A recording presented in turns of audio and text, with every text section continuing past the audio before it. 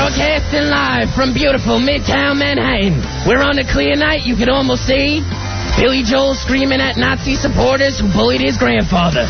He later apologized and sang, "You may be Third Reich." It's the Ron and Fez Show, and I'm your announcer, Joe Pooh. And now let's introduce your hosts. The two guys who started the riot at the Browns game by yelling, "That ref has the last pierogi." Here they are, Ron Bennington, Fez Whatley, radio's Dog Pound Sanders.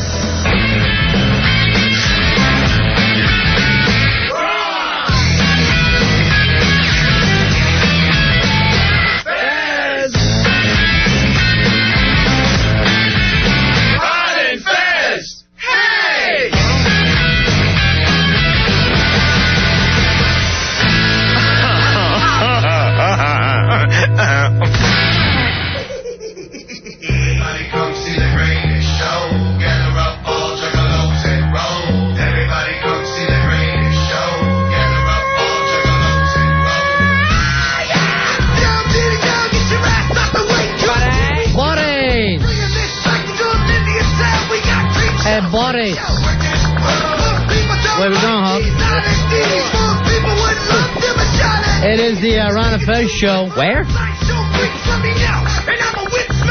Ron Bennington, Fez Whatley. Hiya. Nighttime in New York, Fuzzy. And, buddy. This is our last week on the air before Christmas break starts. And it's a short porch. Yeah, our last show will be Wednesday evening. Working a lot. Yeah, we'll have a party Wednesday night in here. Tonight, we are giving out another Palm M500 handheld. That's with the new OS version 4.0 software just in time for the holidays from Palm.com. Fuzzy, I don't really think you should be the spokesmodel for that anymore. Really? I don't think you're good enough. I like Stalker Patty better. A Palm M500 handheld with new OS version 4.0 software just in time for the holidays? There you go. Now, when you hear that, Fuzzy, you realize how good Anthony's impression is. She ought to be one of the Price is Right girls. We were almost dying. She ought to be Janice on Price is Right. Frighty Fright, our intern, it's his last night tonight. Aww. Bring Frighty in. Frighty Fright. Frighty Fright, this is your last night with us? Yes, it is. I heard you were drunk as all hell the other night at that Christmas party. Yes, I did drink a little too much. The WNEW office party was Friday night, and Frighty Fright, I heard you were just trashed. I didn't drink that much. I just had a few screwdrivers, but apparently that was too much for me. Wait, you couldn't get a Tom Collins? I heard you were a happy drunk, though. Apparently I was. Now, sports guys asking more stuff about you. They want a couple more things. They're very serious. Okay, and I will give that to them. Who do we talk to, Olive? I talked to Olive, their producer. I talked to him last week, and he said that, and we passed along that compliment, the Mad Minute that you recorded, Frighty Fright? Yes. That Olive was impressed with the writing and said not bad. And then I talked to Olive, and he goes, I asked for more. I never got it. Well, I had done 2 more for last Monday that Al had told me to do, but we never used them. What's that got to do with getting them to the sports guys? Yeah, that means nothing. Well, because I wrote them, but I didn't record them. I would have needed the facilities here to record them. Oh, okay. So what he's saying is it's Al's fault. Right. Again, he's blaming his supervisor. Fezzy, all I can do is all I can do. I didn't have the facilities to record. This is all Al's fault. He's been an awful boss to me. He's been a thorn in my side. It just isn't fair. He hasn't been awful, but I did write them. Hey, what happened with that stupid thing you were supposed to take back to your school? What is that thing called? Your evaluation? All right, there it is, the evaluation. Yes. What was he going to do to you when I walked in? He was going to give me fairly low grades. Low? I think you would end up flunking. Yeah, well, 2 out of 5 is an F. Right. 40. Yeah, 40%. Frighty Fright had this long check sheet where he had to be graded on all kinds of different categories for his performance here at the radio station. And Al was ready to give him the lowest marks. Now, what I said to Frighty Fright is, do 100 push-ups, get all 5s, which is basically all A's. Yeah, 5 was the best you could get on this sheet. And at best, you did 85 decent push-ups. Right. The last 15 were pretty My credible. arms were getting tired, yes. You want to try to break the record tonight? 101? I'll try. Why don't you try 102.7 push-ups That would be great. as a salute to 102.7 WNEW? Now, we have the night that he was named Frighty Fright somewhere here, Fez. Which is the stupidest name in the history of radio interns. I know. I hope you drop that as you go on in your radio career, Frighty. It's what people know me by now, so So you're stuck with it? possibly. All right. Here's how you got that name so many months ago. And you got your new intern, Jeff, here with just started tonight, and I'd love to give him a nickname. Give him a nickname right now while you're drinking. How about Scared? Thank you. That's good. We're going to say scared. Get in here. Yeah. I need his... He looks frightened, like he's not sure what's going on. All right, at this so, radio but you station. understand that scared is not a nickname. Yeah, that's not a how name. about It's an adjective. Al. How about Frighty Fright? All right, Frighty Fright. I'm just trying to learn what's going on. This is what goes on. On Fridays, we enjoy a few beverages. Oh, brother. All I'm trying to do is understand. You really had your feelings hurt that night, right? A little bit. All right, now that was your first night with us, right? Yes, and it was. Al was your boss, and it seemed like by the time he didn't like you right off the bat. I guess not. Then he starts pounding beers. He makes out with a guy, and he breaks Anthony's foosball table. That all happened the same night Frighty Fright was named. That was your first night in radio. Very unexpected. And did you think this isn't the business for me? I can't be around this kind of hijinks I and wasn't tomfoolery. sure. I wasn't sure. Didn't you tell your friend that you almost threw up when you saw what Al was doing? Yeah, I did. When you saw him kissing the guy? Yeah, that wasn't a very good thing for my boss to do, I don't think. Did you think, My first night leaving Staten Island ever, and I see a male makeout party. it isn't right. Al making his own manwich. Now, To enjoy. what happened with Hanukkah? You have a nice Hanukkah? Yeah. What'd you get from the folks? Over the 8 days, I got nothing. Nothing? No. All right, so if I got nothing for Christmas, Fez, I would feel like I'm having problems. Yeah, you would think there's a real barrier there, a little rift with the parents. But I'm going to get the car, so I guess that's a Hanukkah present. Yeah, I guess it is. Now, how much does the car cost? About $20,000. Please. You're getting a new $20,000 car, Yes. and then you have the nerve to say, I got nothing for Hanukkah? Well, Hanukkah's over. I didn't get anything over the 8 days. But I'll get something in January, I guess. What kind of car? I'm not exactly sure yet. Well, let It's me just know. got to cost $20,000. Let me know, because I'm About- going to come kick the fenders in. What if you just gave me a scooter and $16,000?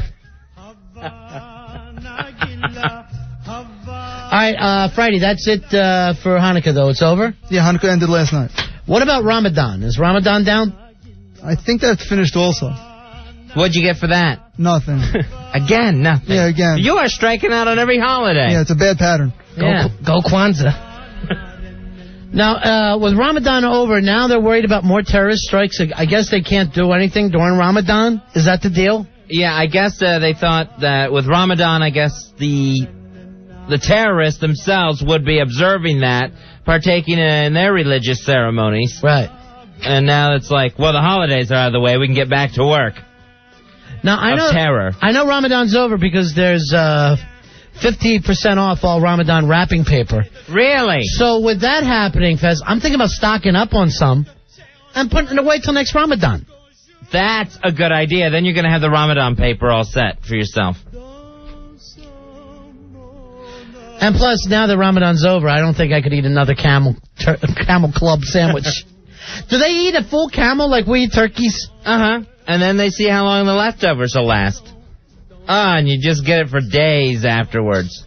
How long The camel stuffing. How long does Ramadan last? Is it 30 days? I think it's about a whole month, isn't it? I can't tell. I mean, how's that a holiday if it lasts a whole month? Oh, yes, we're celebrating August. That's not a celebration. And we love it. If we did that here, you know we'd only get February off. They pick a short one. I would love to take February off. If I could spend February in the sun, I'd be fine with everything else in my life. So I know that outside the caves of Tora Bora, the Ramadan carolers are no longer there. So you know Ramadan's over when the carolers go home. I like that one carol, Ramadan Ding Dang. That's a good one. That must be their favorite. You know, a lot of people get in that post-Ramadan depression. Have you felt that? Yeah, you do. You know, when you see the Taliban leaders packing up their Ramadan balls. I just, You know, Ramadan's over. It's time we got rid of the Ramadan bulls. Mm-hmm. Sad. I get that kind of, thing where I just remember all the people who weren't here for this Ramadan. Oh, yeah. Yeah. Yeah. So, and I think they have Dirt Nog. That was a nice glass of Dirt Nog you enjoy out in your cave. All right, this on the instant feedback from Andreas. Time to unload those. I fasted through Ramadan, and all I got was these lousy T-shirts. Those will also be half price along with the Ramadan wrapping paper. Now, you can't eat during the day, but you can at night? That's Ramadan? Yeah, you only fast during the day. How could this be a holiday? We're not eating. You would think holiday implies some sort of feast. And also, there's a lot of guys sitting around at McDonald's going, it's dusk, come on, open up. I say when the sun goes down, it's dark. Is it dark enough to eat yet? Please? So it's that time of year, Ramadan over. Mm-hmm. It's not easy. No, everyone's got to go back to work. All the big Ramadan parties. Yeah, it's over with. The cave office parties. Which you can only have those at night, I'm sure. Right. I wonder if the kids go from cave to cave. The Bin Laden box set, it's still on back order. People didn't get them in time for Ramadan. It's a mess over there. Hey, Bill, you're on Ron and Fez. Yeah. Yeah. I heard Ramadan is a promotional thing for you guys. Yeah, we do. Yeah. Isn't it Ramen, Fez, and Dom and Mike? Yeah, that is. It's Ramadan. Thank you. That's if we ever did a crossover show with those guys. Ramadan and Mike. 877-692-1027. Hey, Andrew, you're on Ron and Fez. Andrew. Hey, guys. Hey, buddy. Hey, Ramadan is 40 days long, and let me tell you something. They have the stinkiest breath during Ramadan because they don't eat all day. Yeah. It's nasty. Well, how would that be any worse than eating all day? No, when you don't eat, your breath gets worse. All right, thanks a lot, Andrew. Huh. Here's Greg. Greg, you're on the Ron and Fez show. Hey, Greg. Yeah, Ramadan is not over until the three wise men get off their camels and eat them. Oh, okay. That's what I heard. All right, thanks a lot. Camel meat would have to taste awful, huh, Fez? Oh. I'm sure it's stringy, it's tough. Although it's probably moist because they do hold a lot of water. Now, all right, this on the, So does my grandmother, but I wouldn't eat her. Then they both have a hump. A lot of times the guys will go out and see some lady's forehead. Thank you very much on the instant feedback at the end of Ramadan. Nice. Partying. That's a strip club over there. All right, this on the instant feedback. The Bin Laden bobblehead doll is under every Ramadan tree. They don't have trees, though. And if they did, it would just be anti-Al-Qaeda hanging from them as decorations. This, not only do they fast during the daytime, they don't take showers during Ramadan. Wait a minute, that's every day. How is that different for the rest of the year? Hey, Walt, you're on Ron and Fez. Hello, Walt. Yeah, you know Ramadan's over when Osama Claus goes back to the Mideast Pole. Osama Claus. The There's a clause here. Their mistletoe actually involves missiles. So it's a missile? Yeah, you kiss. If you accidentally walk under like a missile or a rocket launcher, you have to kiss somebody. If you're sitting there and a missile's coming straight down into your head, you got to kiss that gal at work. You do. Under her army blanket that she wears. You have to kiss her through the veils. Hey, how bad do you think that those things smell? Oh, man, it's a veil of rears. Yeah. Not tears. Just awful smell. Hey, Eric, you're on Ron and Fez. How you doing? Hi, Eric. Hey, what's up, guys? I just wanted to know, is there some sort of symbol or some sort of icon for Ramadan? I don't know. You know Ramadaner and Blitzen. No, I'm thinking maybe a giant ass, with a target on it or something. I hope the giant ass brings us gifts this year. Yeah, exactly. All right, say this on the instant feedback, Fuzzy. The kids get up every morning and go out collecting landmines. Nice. That's fun. Hurry, he's beating you.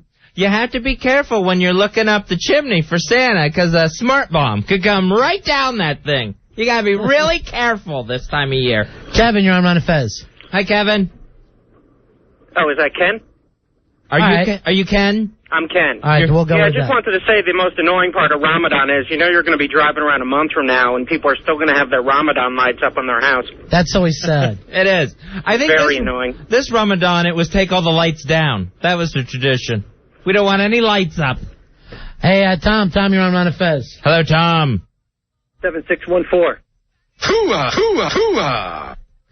I'm just happy that Ramadan's over because now the prices will go down on the Tickle Me Amidal. Did you notice that the second Ramadan's over? The prices go way down. And there's plenty of them. Oh, they gouge you. They literally gouge you in their stores. Right in your eyeball. Could you imagine having a Shavers.com over in that part of the world? You're just looking out, nobody. No calls, nothing. They're sitting over there at Shavers.com. Wow, the orders from Afghanistan. Just nothing coming in. The new sales guy always gets Afghanistan right off the bat. And the Middle East will be your territory. Oh, this is going to be tough. The Dial Soap sales guy feels the same way. Hey, Phil, you're on Ron and Fez. Good evening, gentlemen. Yeah. Hi, Phil. I wanted to share one of my favorite Ramadan memories. Yeah, growing up? Yeah, we polish off the camel, then head into the living room, unbutton our pants, throw a log on a fire, and fall asleep watching football. What is the game that they play over there where they're kicking a human head around or something? Oh, yeah, like goat ball or something. Yeah, there's goat bladder, and they're on top of horses. Right. It was in one of the Sylvester Stallone movies. And you have to, drag the goat across the finish line or something like that. I know here it's a calf head, Fezzy. Oh, a calf head. All right. Hey, Suzanne, you're on Ron and Fez. Hey, Suzanne. Hey, boys. Hey. I drove past the Ramada Inn today, and they'd taken off the N. Really? I knew it was over. The Ramadan Inn. Yeah, they went shopping to get all the sales. They leave that up for a month. I'm staying at the Ramadan Inn. Why don't you stop by? 877-692-1027. Hey, Scott, you're on Ron and Fez. Hello, Scott. Hey, happy Ramadan, guys. Same to you, my friend. Happy Ramadan. I have to imagine that my favorite memory was when everybody got together and kissed under the camel toe. You know, I always try to give a girl a kiss under the camel toe. Do ya? Yeah. And one above. Nice. All right, sit. This, of course, one of the big songs we grew up with as kids in Afghanistan. And I'm glad that you guys don't take it out on me and Fez for being Afghanis. Right. And let us enjoy our nice Ramadan. We were born and raised there, and we enjoyed living there. I remember the good old days of Ramadan. Yeah? When we'd have a good sandstorm and go outside and build Muhammad the Sandman. It's not Ramadan until you have a nice sandstorm. Mm-hmm. Then, I'm dreaming of a really light brown Christmas. I like to say to and Ramadan. When an infant's crying for milk, I yell, not until nighttime. It always gets a big laugh. You gotta wait. You gotta wait. You're gonna have to wait 12 more hours. You gotta get some mother's milk. Hey, Paulie, you're on the Run of Fez. Hey, Paulie. What's up, buddy? Yeah. What can we do for you tonight, Paulie? Yeah, you know Ramadan's over when that guy ringing the bell and collecting for the Holy Land Fund is off the streets. Yeah. Then it's just over. Yeah. By the way, it was Rainbow 3, Ronnie. All right, thank you very much. Thank you. Yeah, the Holy Land Solicitors are gone, and also the Salvation Northern Alliance Army. All right, this from the mad producer, Fezzi. The national sport of Afghan is called Buzkashi, I'm going to guess it is. Yeah.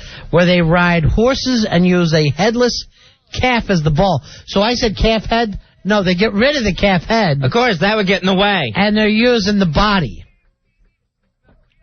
And the men will just sit and watch that on TV all day long. The women, how do you win? Who's got the calf right now? And why don't we just eat it? I think he's got it. Either that or he's getting dragged behind his horse. I'm not sure which. And after Ramadan, they're all calf off. Sure. Calf off sale. Mm-hmm. Hey, you made a little joke about it. Yes, I did. You about went with Ramadan. The calf thing. Hey, Anthony. I'm joking about Ramadan. Anthony, you're on Ron and Fez. What's up, Ron? What's up, Fez? Just have that post-Ramadan depression. Yeah. Well, Ramadan doesn't end in my family just yet. No. We leave our lights up until Little Ramadan, which is about 2 weeks later. Little Ramadan, Fez. Yeah. That's nice. Good night, guys. All right, say. Good night. Get in bed. Good night. All right, IKEA boy, Fezzy. Yes. Says, you know that Ramadan is over when they take all the Santa Claus and kill them in a giant arena. Hey, Mike. They have Sandy Claus. Sandy. Mike, you're on Ron and Fez. Hey, Mike. On the first day of Ramadan, my Chile gave to me sand. We have nothing. Just sand. Just sand. Here's more sand and a rock. This is for you, rock. All I got was Ramadan sand. Am I stocking? Go out and eat the babushki bowl. Jeff, you're on our Run of Fez. Hey, Jeff. Hello? Yes, Jeff. Hey, what's up, guys? This year, my grandmother whipped up a nasty patch of sand nog. It's really good. By the way, Joe, you do a sand nogger joke, and I'm going to slap you on the side of that head. Thank you very much. Thanks, boys. Enjoy your... I hope you enjoyed your Ramadan. I hate when the cheap relatives send you that box of cricket cake. It's awful. No one eats it. No one eats that. Why do they send it every year? Steve, you're on Run of Fez. You know, some people don't celebrate Ramadan right away. They wait till Cinco de Ramadan. That's fun. That's a party. That's in the lower part of Afghanistan. Yes. Right on the Mexican border. Dave, you're on Run of Fez. Hey, Dave. I just want to complain that Ramadan is getting so materialistic. In the old days, we just go out and stone an infidel and be happy with what we had. Mm-hmm. Well, that's how it was when we didn't get all these presents. Sure. I remember every year me and my brothers and sisters would always ask for the same thing. What's that? A door for the cave. Yeah. Just something.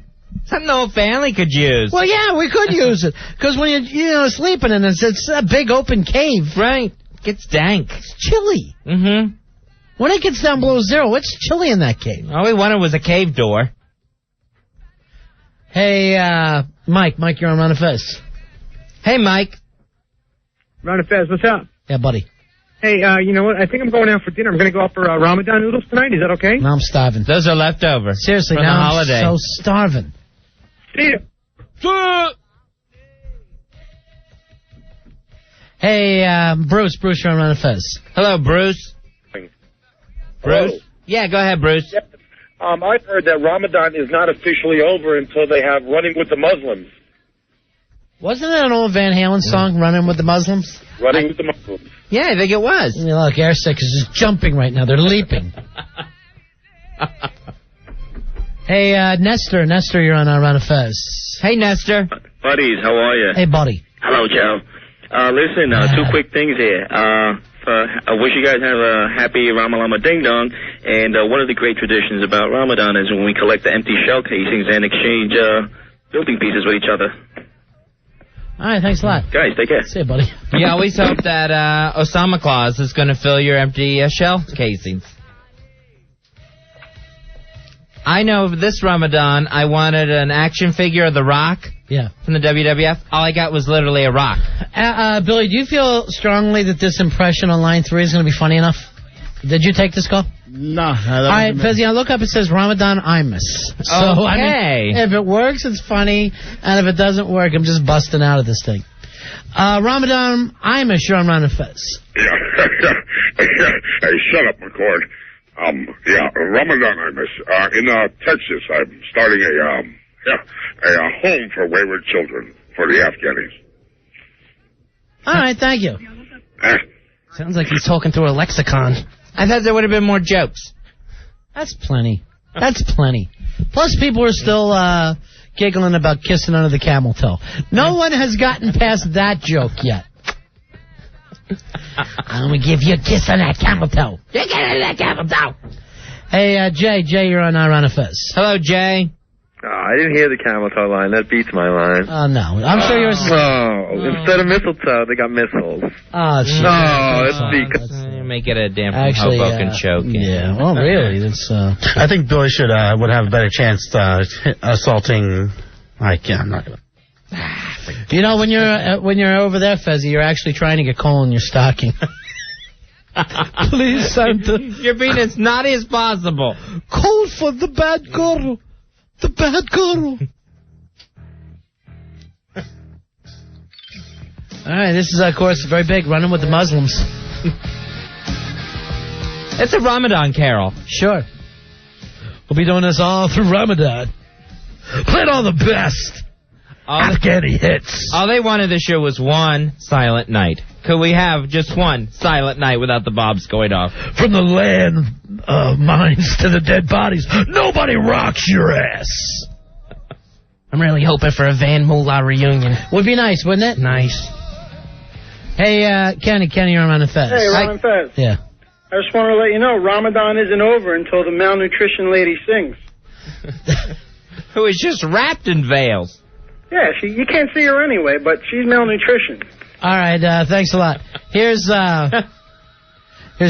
Johnny Card writes in, my favorite Ramadan cartoon is Dusty the Sandman. He came to life when you put a magic napkin on his head. All right, Ben says that for Ramadan, the naughty boys and girls get a lump of camel crap in their turban. They just wake up in their turban. All right, put on your turban, see if you've been good or bad. John says every Ramadan he loves to ram it down with rock. Afghani rock. It's a commercial-free Ramadan weekend. We've been commercial-free for the last 5 years. Literally no products to buy in the entire country of Ramadan. Hey, Mike. Mike, you're on Ron and Fez. Hello, Ron and Fezzy. I know the official Ramadan food. Sandwiches. Jesus. That's bad. That's really rough. 877-692-1027 is the toll-free phone number. Phil, you're on Ron and Fez. Hey, Phil. Hello, boys. Yeah. Every Christmas morning, my family would get together, wake up and watch. It's a wonderful Ramadan. It's nice when the family can get together and see that. Yes. Although you don't have a TV. Starring Jimmy Omar. It's supposed to be It's a Wonderful Afterlife. After we give it to Allah. Every time a camel sings. Hey, Scott, you're on Ron and Fez. Yeah, my favorite present from when I was a kid was a jihad in the box. Jihad in the box. Just a nice holy war for everyone.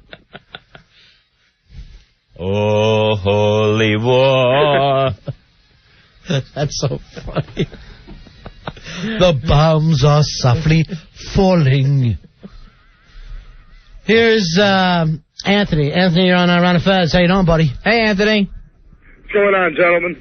It was funny because we had a secret Santa, you know, so we all put our names, we all put our names in a turban, you know what I mean? And we picked names out, and it was funny because I was giving my mother a gift, and I was about to give it to her, and I gave it to my aunt because she was covered in the same thing. It was the funniest thing. I couldn't tell them apart, right? So then we all got the kids together, and after the kids got together, we hung our turbans by the chimney, and it was the best thing. We waited for Santa to come down, all the dust cleared up, but it was nothing, man. So very funny, Anthony. Thank you. Later. I'd say very funny. Never spent too much time on it, but it was very good. It was so funny because my aunt looks exactly like my mom because all you can see is the blanket. That's it. Woo! That's a Ramadan we'll never forget. All right, Lum writes in that the kids can go back to watching Wonder Ramadan every Saturday morning. Nice. That was big. With Sandy. Remember Sandy used to run that show.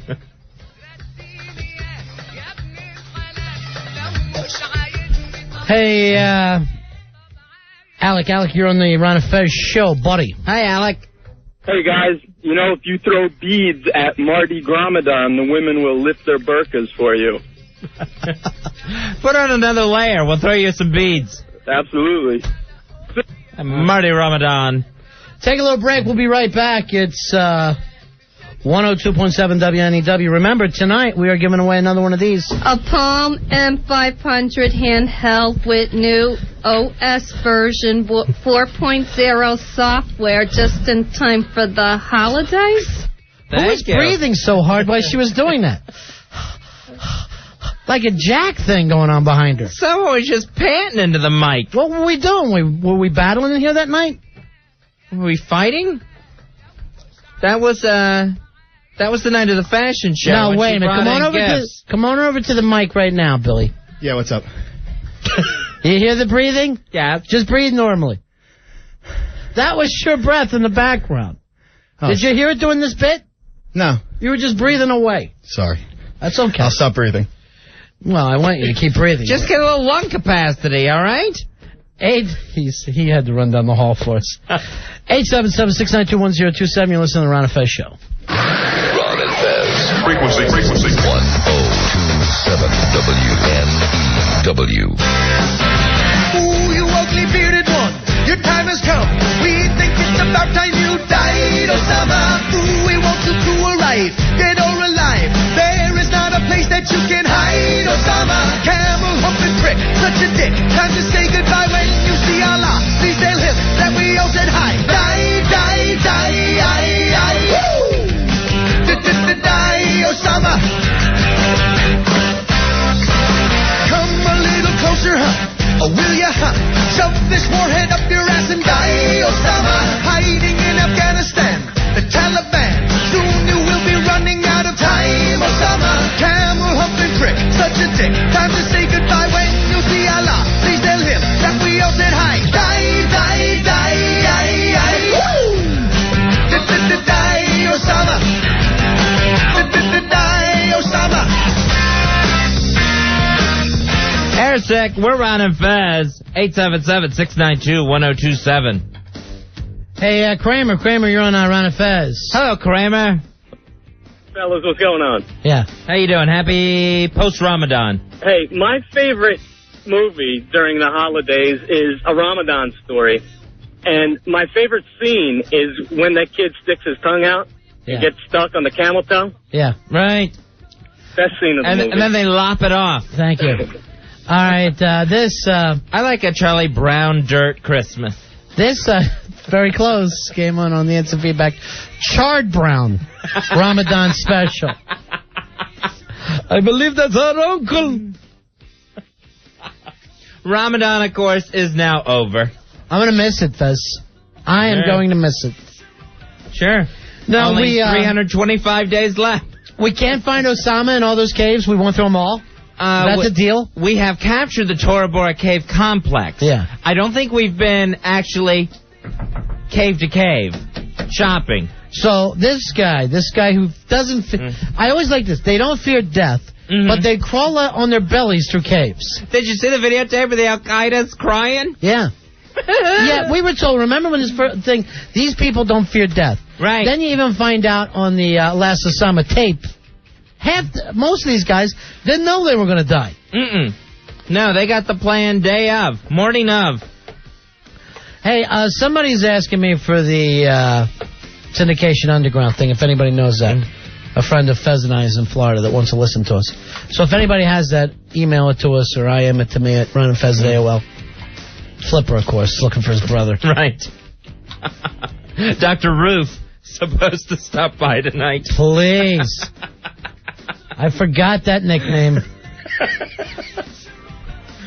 877-692-1027.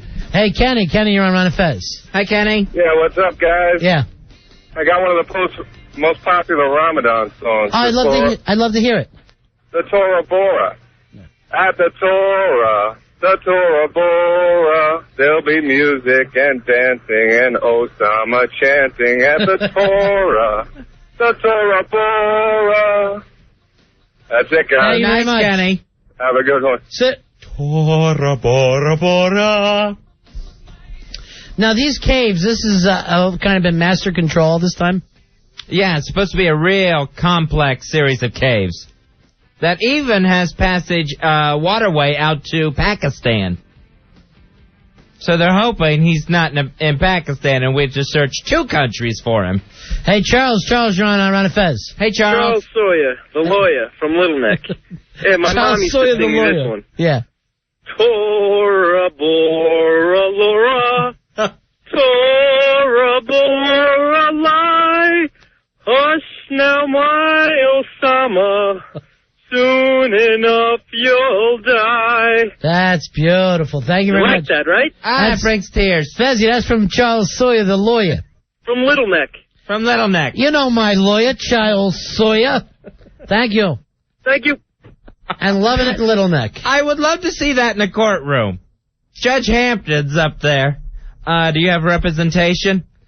I'll be with Charles Sawyer, my lawyer. From Little Neck. From Little Neck.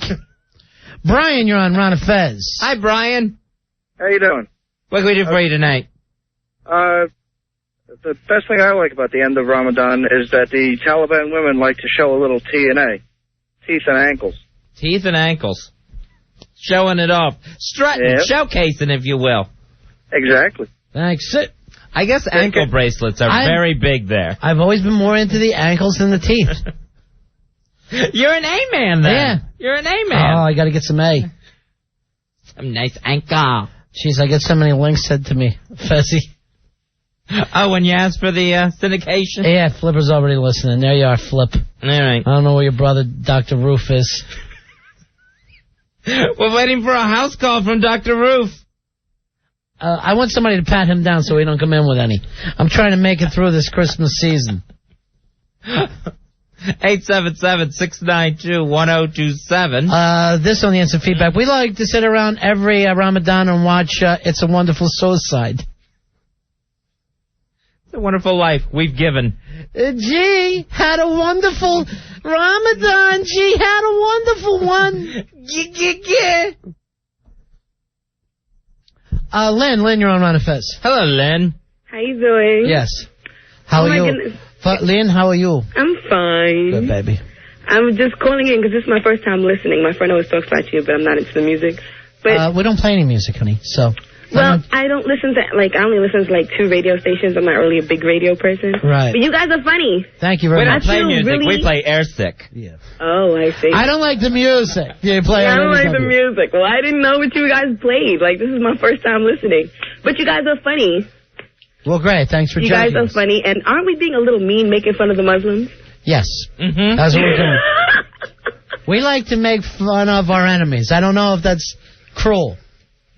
Yeah, I understand you, but there's still, nice Muslims around. We kid because we hate. That's right. That's the only reason why we tease. We tease because we hate. I see. If there are, and I'm sure there are nice Muslims, Fez, but they should kill the bad Muslims, like us. And then we'd love Muslims, wouldn't we? We would love all the Muslims that were left because they'd be the good ones. I think that's our buddies, the Northern A boys. The NA gang. I call non-applicable. They're coming down from Northern Avenue. We're the bastards from Northern Avenue kicking a little ass. I feel so guilty for laughing. You should feel guilty, honey. Yeah. All right, what radio stations do you Every normally bit listen as to? guilty. What do you listen to? Radio Kabul? Excuse me? What do you listen to? Radio Kabul? Yeah, basically. I listen to kaboom music. Yeah. Yeah, probably like your one black listener right now. Oh, come on. We got a lot of black You people. do? Yeah. Well, I never hear anybody talking about it. All right. Well, what about this They're song? the only ones that complain. What about this big hit song? White people are so scared of black people. Don't do that. What are you looking like, honey? Huh? What are you looking like? What do I look like? Yeah. Well, I'm 5'8", brown skin.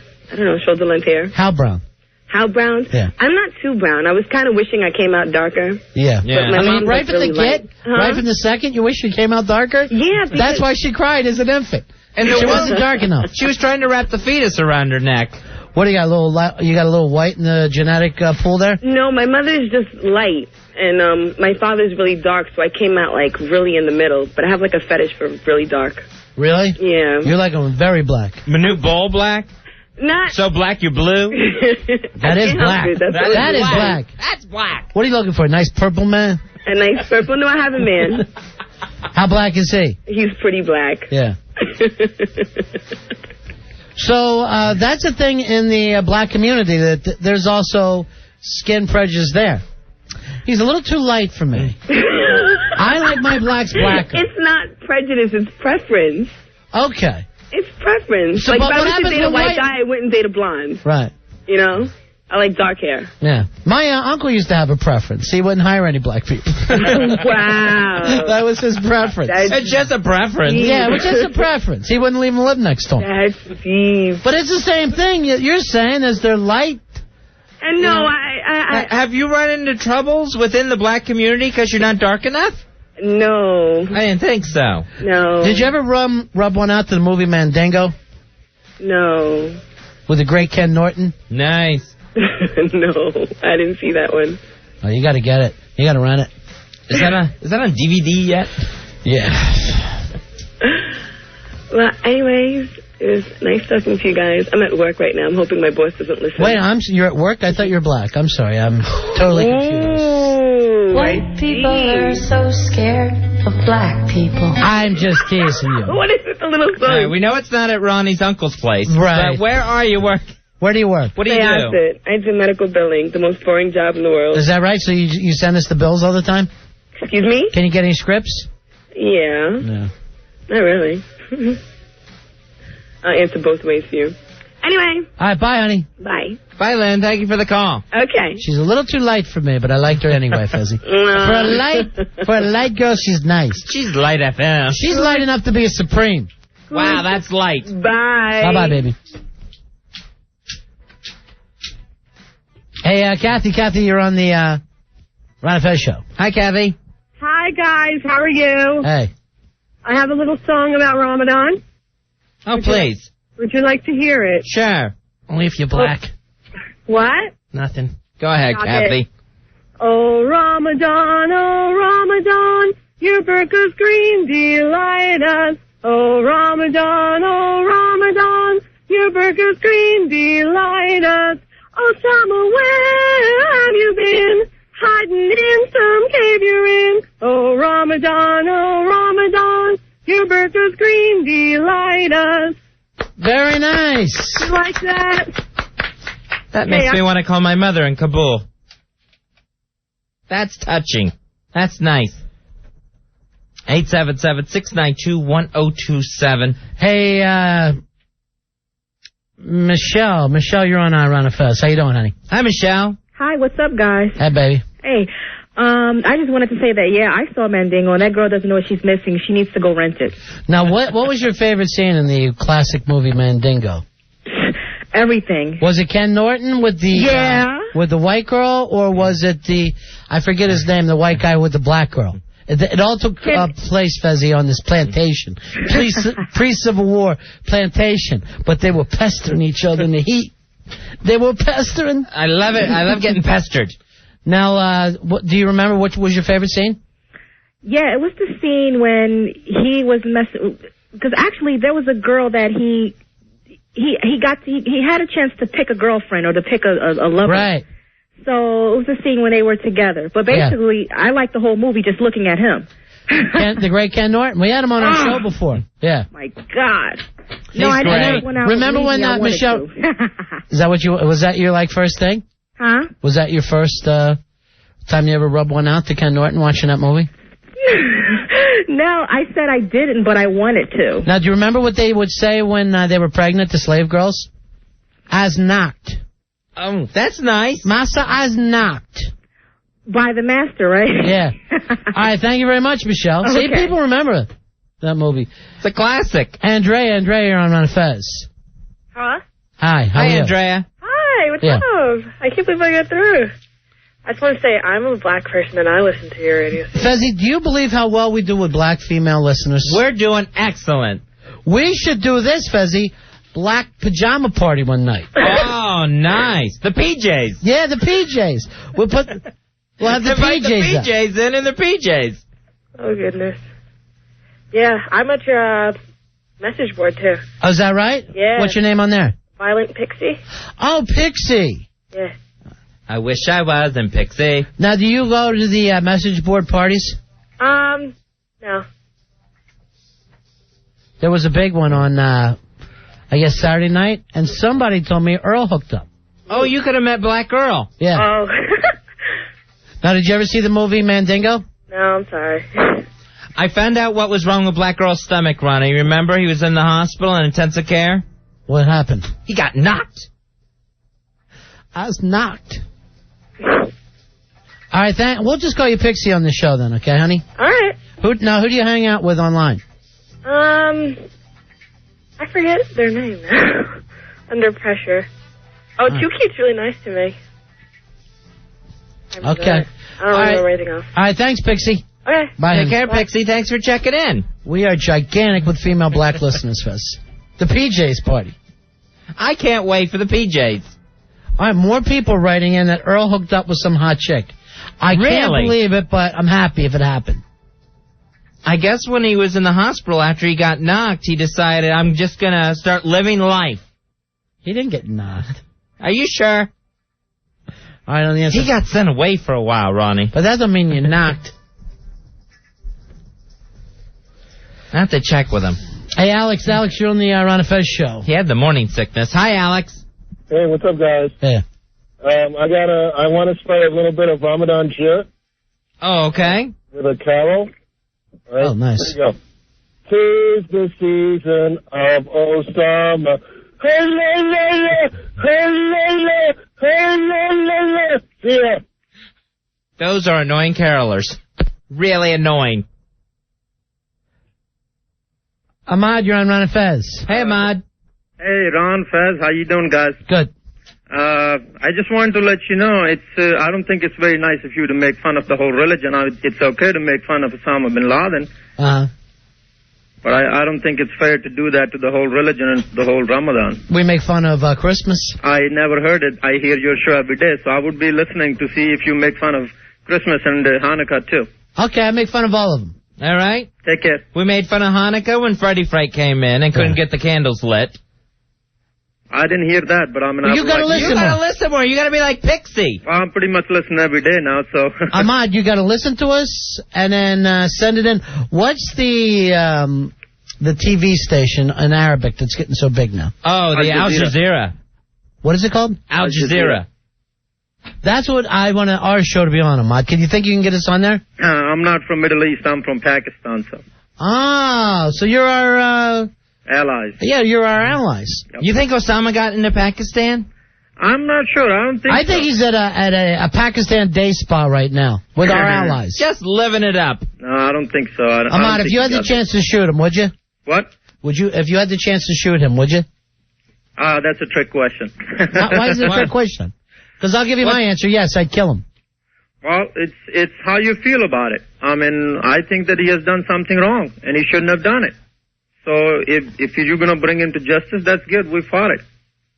No, I say we hunt him down in the street. What's the tricky part? That's always the tricky part, Fez. Let me ask you this, Ahmad. Did you see the videotape that they showed on TV of him giggling? I signed the newspaper, some of it. I didn't see the whole thing. Do you believe that it was fake? Do you believe it was real? It's hard to tell. Yeah. You can't really hear him right, and I really don't speak Arabic, so I don't know. Yeah. We could have Because I heard that a lot of the Muslims says this is faked.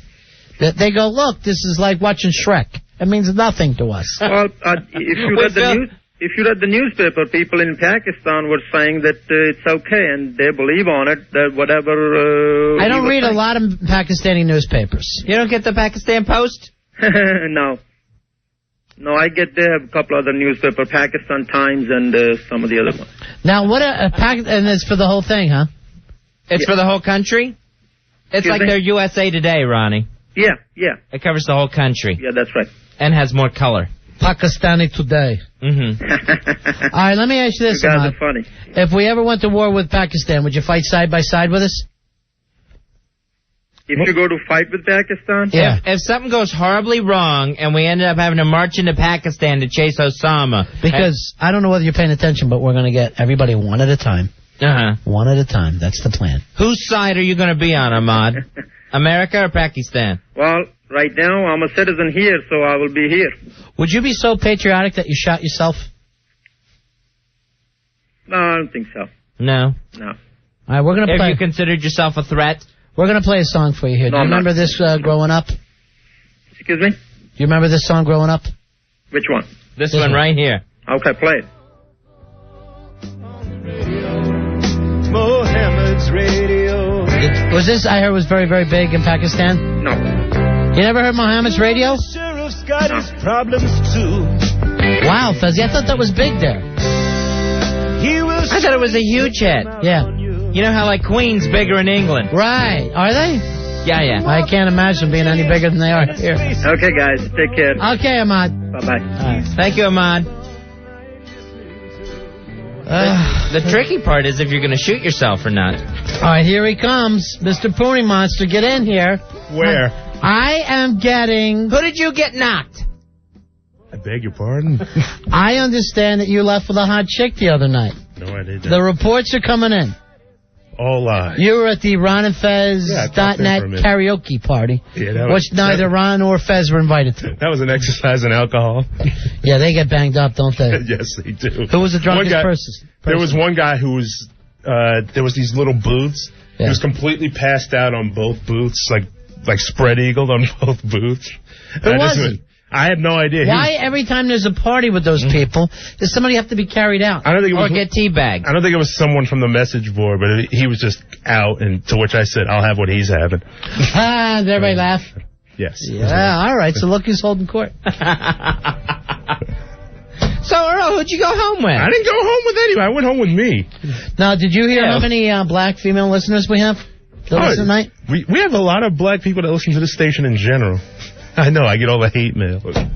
Why are they mad? They love us, right? Yeah, they love you. They think you pick on them a little bit too much. No, that's not true. Not one bit. We're having my defense has always been equal opportunity offenders. We're having a black pajama party. You know what we're calling it? I'm afraid. The PJs. After your favorite show. After your favorite Eddie Murphy show. That's funny. That was done in Foamation. Now, you don't like black girls, though. You only go out with white girls, right? No, that's not true at all. All right, somebody said... I think no, never mind. Somebody said that you were holding court with Ice Cream Girl all night and rubbing her belly. Wow. No, that was the only one I knew at the party, really. Come on, you know all those people. Well, what's his name? That made you rub her belly? The fact that, I know this person, I'll rub her. You're a dog. Lisa Croft was there, and she was slightly inebriated, but... Oh, yeah, what happened to that girl that went to fight Lisa Croft? Where's Al? The Clearwater Tornado. Yeah, I forgot all about that. Al, you said on the phone you were definite she was coming in. Yeah, I did. I had that feeling. I'm still... hoping. You have a cell phone number for her? No, I have she just has a regular phone. You call her at a regular phone? Yes, I did. Tonight? Yeah. What'd she say? I'm still getting her machine. You've reached the Clearwater Tornado. I told you from the beginning she was not going to show. My money's on Lisa. Mine too.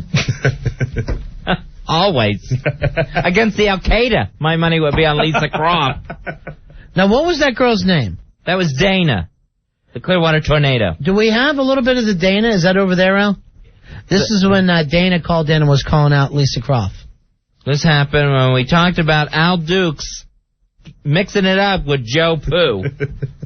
And then another challenge came out. I want to fight Big Mouth Lisa before the main event. Where does that come from, Dana? Because I heard her that day calling and yelling at those girls, "You're going to go down Frighty Fright style." I just wanted, a chance to punch her in her face. She just sounds really mean and nasty. All right, and that was Dana, the Clearwater Tornado. Now, when you come in that night, when we're doing the PJs, or as I like to call it, Mandingo. Mandingo Bingo? Brilliant motion picture. You watched that? It's on cable every once in a while. Were you young when the first time you saw it? Because I remember being very young. I was like 17 or 18 when I first saw it. All right, now, did you find it offensive or kind of hot? A little bit of both. I thought it was kind of hot. Oh, and Ken Norton's... banging the... Susan George, I think her name. Oh, very good. Nice, black girl. Now, Perry King was the guy in that. And then the father was James Mason. All right. Yes, you Negroes, quick, get over here and lay on the ground. I'll put my feet on your bellies. He was trying to make the arthritis come out of his body into these two little kids. And all he did was put his feet on their bellies. Like Earl was doing at the party. All right, so did you like to pretend that you were Mandingo a couple times when you were around white girls?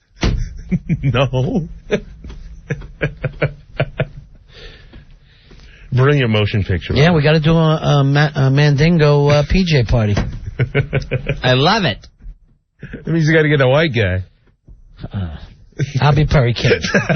Nice. I'll be James Mason. I know you've been pestering her. That's what he'd be saying all the time. I know you're pestering the slaves, but you got to take care of your own. See, he found out. Here's how weird this movie was, Mandingo. All right, Ken Norton, who's actually a great fighter, fought Ali 3 times. Once. Beat him twice. Broke his jaw. No, I think he only beat him once. No, but most people think maybe he beat him 3 times. Most people think maybe he beat him 3 times, but he lost 2 of the decisions. Yeah. But he busted his jaw one time. Ow. All right, so Mandingo, he is a fighting slave. Okay? So they buy him. Perry King buys him just to fight to the death with other slaves, right? Nice. So he brings him home. Every which way but noose. Now, Susan George marries Perry King. It's one of the, like, they put them together. Right. He nails her. Marriage. He nails her on his wedding night. She's so wild, he knows that she's been with somebody else, right? She used to bang her own brother down south. Her own white brother. So he won't have nothing to do with her. He keeps pestering his slave, this black chick. So you're getting all this interracial, sexual things going on. And she hooks up with Mandingo out of revenge. She makes Mandingo come upstairs. Susan George does. Yeah. Nice. Unbelievable scene. And then remember she got pregnant? Yeah. And he's thinking, he's thinking, hey, I got a son, and he looks at her, and it's a black baby. Yeah. And that was the end of Mandingo. And Susan George, the baby, and Mandingo. What a tidy way to wrap up a film. They put him in a... Jeez. No, the way they bumped him off was just so cruel. What'd they do? They put him in a pot. A boiling pot. A boiling pot. All three of them? No, just him. And he's like, get in the pot. And he's just like, no. I'm not getting in the pot. Right. So they shoot him in the gut, and he falls into the pot. Wow. Did you cry when Mandingo died? I don't think it makes you pussy if you cried when Mandingo died. I think we all remember that from when we were children. I gotta take a break here, Phil. Old high yeller. So that's why that's what the baby would have been. Which my mom told me is sad because they don't fit in either world. Isn't that sad? They don't fit in either world. Well, that's true, Ron. There's no high yellow world. It's still not accepted. It's not. That's sad. It is. Beautiful babies, but what... And I actually would say this to my mom. I would just go, just stop with the advice, because it's not gonna help me in the long run. I go using these things later around real people. All right. Coming up, a Palm M500 handheld as we throw it to our new Palm announcer, Super Patty. Super Patty. A Palm M500 handheld with new OS version 4.0 software just in time for the holidays. Thank you, Super Patty. Super Patty doing a super job. Check them out at palm.com. She was in that one night, Fezzy, surprised us by giving you and I presents. Yeah, Godiva chocolate. And then we gave her $4. Mm-hmm. Supposed to be 3. We're still waiting for one back. All right, nobody give us presents. Fez, don't get me a present this year. I already got you something. All right, well, I'm not getting you anything this year. That is fine. It's me thinking of you that counts. Here's the only thing I wanted all year, and I hope you get it for me. What's that? $600. I am not giving you cash for Christmas. Because I'm thinking that's vulgar. I'm thinking about giving you $200. Really? Yeah, after I get the 6. It's not so vulgar I don't have anymore. 877-692-1027, it's the Ron and Fez Show. Ron and Fez, 1027 WNEW. Happy holidays. We're Ron and Fez, 1027 WNEW. This is Wednesday night will be our Christmas party on the air in here. Somewhat of a Mandingo party, I guess, Fezzy. I hope so. Earl, you going to be here for the Christmas party? I'll make every effort to, because I don't know what... All right, I saw this. The people were writing to me. A couple things came in. You went to the karaoke party that the RonFez.net members have. It's called Iggy's. Let me ask you this. Who invited you? Because Fez and I didn't get invited. You didn't get invited? No. How about you, Joe? Yeah, I was invited. Who invited you? GVAC. Now, GVAC... he's pissed at me. He's mad. He just wrote to me. He goes, I met Earl 6 times, and he never knows who I am every time. Yet he remembers every chick. And I told him that night, I don't remember what I did yesterday, much less who I met multiple times. I mean, I just don't know. Especially people from the message board. They're like, hey, I'm freaking moron. I was like, I never saw your face before. I'm like, nice to meet you, but... Why do you gotta act like you're such a big dog out there? I don't. You know all the ladies. All right, who invited you? Scott Muni. Who invited you? I'm trying to remember who invited me. I got like an email about it. From who? I don't remember. Now, Fez, were you invited at all? No. I was invited, but it was too late. I They already didn't had bother tickets to invite the host to a message board That party. message board, they pay no attention to this show. They used us to become this crazy group, and then they moved on. I thought you'd be the first people that would be invited. No, never. Earl, is it hot in here? It's boiling in here. Should we put on the air? Is that crazy to put on the air conditioner when it's this cold outside, or can we turn off the heat? We're going to have to. We're dying. Oh, it's the Tora Bora here. All right, I'm getting this. I ain't saying from who, but Ice Cream Girl invited him. And let's just say this same person, Fezzy. Yes. Named after a rock band. Oh, okay. Said that Earl left at one time holding hands with her. Actually left the bar, the club? Yeah. That I would neither confirm nor deny. Where did you go for a short period? To the door. That's when I left. I think that's when I left. It was crowded. It was nuts there. I'd love to make it to a gig. Your stomach must be feeling much, much better, Earl. Oh, I feel great. Yeah? I almost got into a fight today. Who are you going to fight? Doug from Springfield. What happened? Oh, that Doug. He was here. Why are you ready to throw down with him? He calls from the other room, and we just got in, as usual, we got into it, and he goes, yeah, so you're a brave man on the phone. I was like, hey, anytime, anywhere. And he comes walking right through the door. Nice. Were you ready to knock his ass out? No, so I'm like, I had to defend myself. I was just like, okay, let's go. Was it like the movie Ali that you love so much? and that was like the biggest explosion I had as far as like total stress goes. And I didn't feel a thing. I felt great. Yeah, your stomach didn't get in an uproar? No, not at all. You didn't have to take a giant tum? I haven't taken one in almost 2 weeks. Did you take a poop today? Yes, I did. That's what he calls a giant tum. Oh. It's brown. Your mud? My mud's brown. Okay. Good. I like to check. I call him every day. I said, did you take a poop? His mud is his brown. My mom does that, by the way. She goes, she asked me to call, too. She goes, was it brown today? And I'm like, yes, it was. It's brown every day. It should be brown every day. God, you two. Did your mom make you go in and break it up with a stick just to find out what's going on there?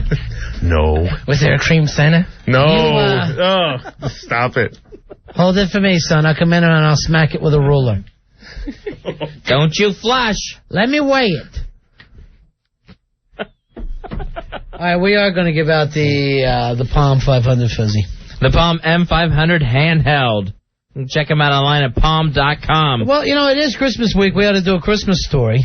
Okay. And it's got to do something to do with gifts, since this would make a great gift for anybody. Maybe worst gift you ever got or given. We'll go either way on it. Okay. All right. Because I've done both.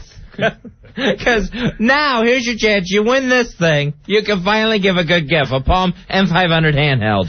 Now, I remember one year, I think I was in 3rd grade. I wanted a bike. Uh-huh. So I come down, there's no bike there. Right. But then as you go down the next flight of stairs, that my dad put the bike there, like I'm supposed to be happy. And yell, oh, it's a bike, which I do, right? Right. I yell, oh, it's a bike. I go running at it. I stop in my tracks. He's got a girl bike. No way. I go, this is a girl bike. He goes, no, it isn't. I go, there's no bar here, right? Right. He goes, well, what's the difference? I go, the difference is, do you know the neighborhood that we live in? That's the big difference. That's the only difference, Pop. It doesn't matter. But if I go riding that bike out of here, they'll pull me off of it and beat me like a Mussolini, dragging me around the block. I ain't riding. So he's bitching at me, going, you are a girl if you won't stand up to these people. And I'm in 3rd grade. And this is your bike. I know. I'm going, there is no way in the world I can get on this bike. I go, do you have no social skills whatsoever? They look for weakness out there. You know that and they pounce. You know that bar that's missing? They will find it and beat me with it. There was a kid in 1st grade with us, had leg braces. We chased him home every day because the poor kid had leg braces. Run, Forrest! We were like, what are we going to do? Let's beat up leg braces. There was no reason. You beat the retard? You couldn't help it. We beat a kid who took a bus to school. I don't know why he didn't walk to the normal school. He caught a bus to a different school. He came home. Everybody was waiting to beat up bus boy. The bus boy. So I'm like, you've got to understand, I'm not saying, just ride it until we trade it. No. Mm-hmm. Not going to happen, ever. One year, I got a bike. I finally got a 10-speed. I think it was the first time I got a 10-speed. Damn thing was used, I think. Anyway, no. But You got an 8-speed. My father put... It's all I could handle. 2 of the speeds weren't working. My father put it together. He put the damn handlebars on upside down. I didn't know any difference. I'm out riding it and getting just harassed because my handlebars are on backwards. No way. Yes. He put them on upside down or backwards, and everyone's going, what is the effing problem with your bike? Yeah, you're trying to be guy on a new bike. I don't know why. At least you stopped in the living room. I took mine outside and enjoyed. I said, like a retard. I literally said, I'm in 3rd grade. I said, I'd rather leave this house with no pants on than on that bike. And you will. They will go animal on me. They're looking for a mess up. So it's always sad when you have the Christmas that doesn't work out. Yeah, Whether that big letdown. Now, I've given back. I remember one year I gave my parents a gift certificate, $25 to a seafood place. I was about 17 or 18, right? I go, here you go, it's a little something from me. My dad looks at it. He goes, what am I supposed to buy? Clamps for $25? I go, what? He goes, I know you're given the gift of raw oysters. And I go, what's your problem? He goes, I know what you spent on that whore of yours, and you're giving me $25. I go, I'm not giving you $25. It's a beautiful gift certificate. He goes, that's $25 right on it. $12.50 for me and $12.50 for your mother. I go, I said, well, trust me. I'm 17. It'll be my last Christmas home. That's how it ended. Nothing says happy holidays like shellfish. What is wrong with a nice... 2 people can go out. It wasn't even like a restaurant. It was like the seafood market. And I figured I could get some shrimp and come home and steam it. Oh, man, I know. I was like, how did I F this up? I thought it was perfect. One time... My dad literally said this. That's $12.50 each. You proud of yourself? You gave your mom $12.50. Round it up. Give it even 13. The very first year, when I was very young and bought my own Christmas gifts with my own allowance money, the school had like a little sale going on of just little crap you could buy. I bought my mother a plant for Christmas. I was very excited. How old were you? I was probably 7 or 8, I think. I bought my mother this little plant, very excited, took it home, wrapped it 2 weeks before Christmas. She opened it Christmas morning, opened a bowl of dirt. And no way. And I had no idea that the plant would have died while I was waiting for Christmas to get here. Such a moron! She got a bowl of dirt for Christmas. Hey, Christy, you're on Ron and Fez. Hey, Christy. Hey, what's up? I've always wanted to call in, and I never did. Last year for Christmas, my aunt is really cheap. She gave me a pair of slipper socks.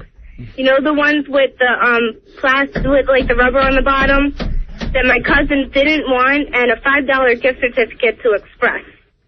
Why don't you roll up your slipper socks and throw it right back in her old face? Why don't you fill them with pennies and whack her with them? I should have. Soap. Because she's really cheap. She regifts every year. So it's kind of like I hate a regifter. What? I hate a regifter. Oh, God, she's the worst. She looks in her attic, basically. It's horrible. My whole family, labeled her.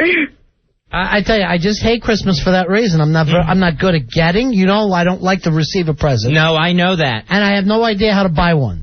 Yeah, I know that, too. And Fez is very good at getting presents, so now I feel like I'm under pressure to get I love to get them. I have no shame in receiving. I don't know where to get anything for you. You got everything you need. I would suggest big and tall. Something. So you sit down with your slipper socks, huh, honey? Yeah, and it's... You know what you should have done? Put some bars and soap in it. Then when she went to sleep, beat her like it was Full Metal Jacket across the belly and ass. The worst part was the $5 gift certificate. $5 gift certificate. What are you going to get? What am I going to do with a $5 gift certificate? Did you tell her that? No, I felt bad. And it's bad because I go all out for people for Christmas. Like, hundreds of dollars on people, and I never get anything back. I say give out At least you have the right attitude. Give out Yeah, $25 worth of clamps. I just love giving gifts. So that's what it's about, right? All right, what do you think? Yeah. In the finals. You're in the finals, Sonny. Joe Pooh, of course, is the judge. He'll be awarding the Palm M500 handheld. Okay. All right? And Joe Pooh says you are in the finals, Christy. Hey, Tom, you're on Run of Fez. Hello, Tom. Hi, guys. How's everything? Good. Card holder 2570. The worst, the worst present I ever got was a postcard from my younger brother.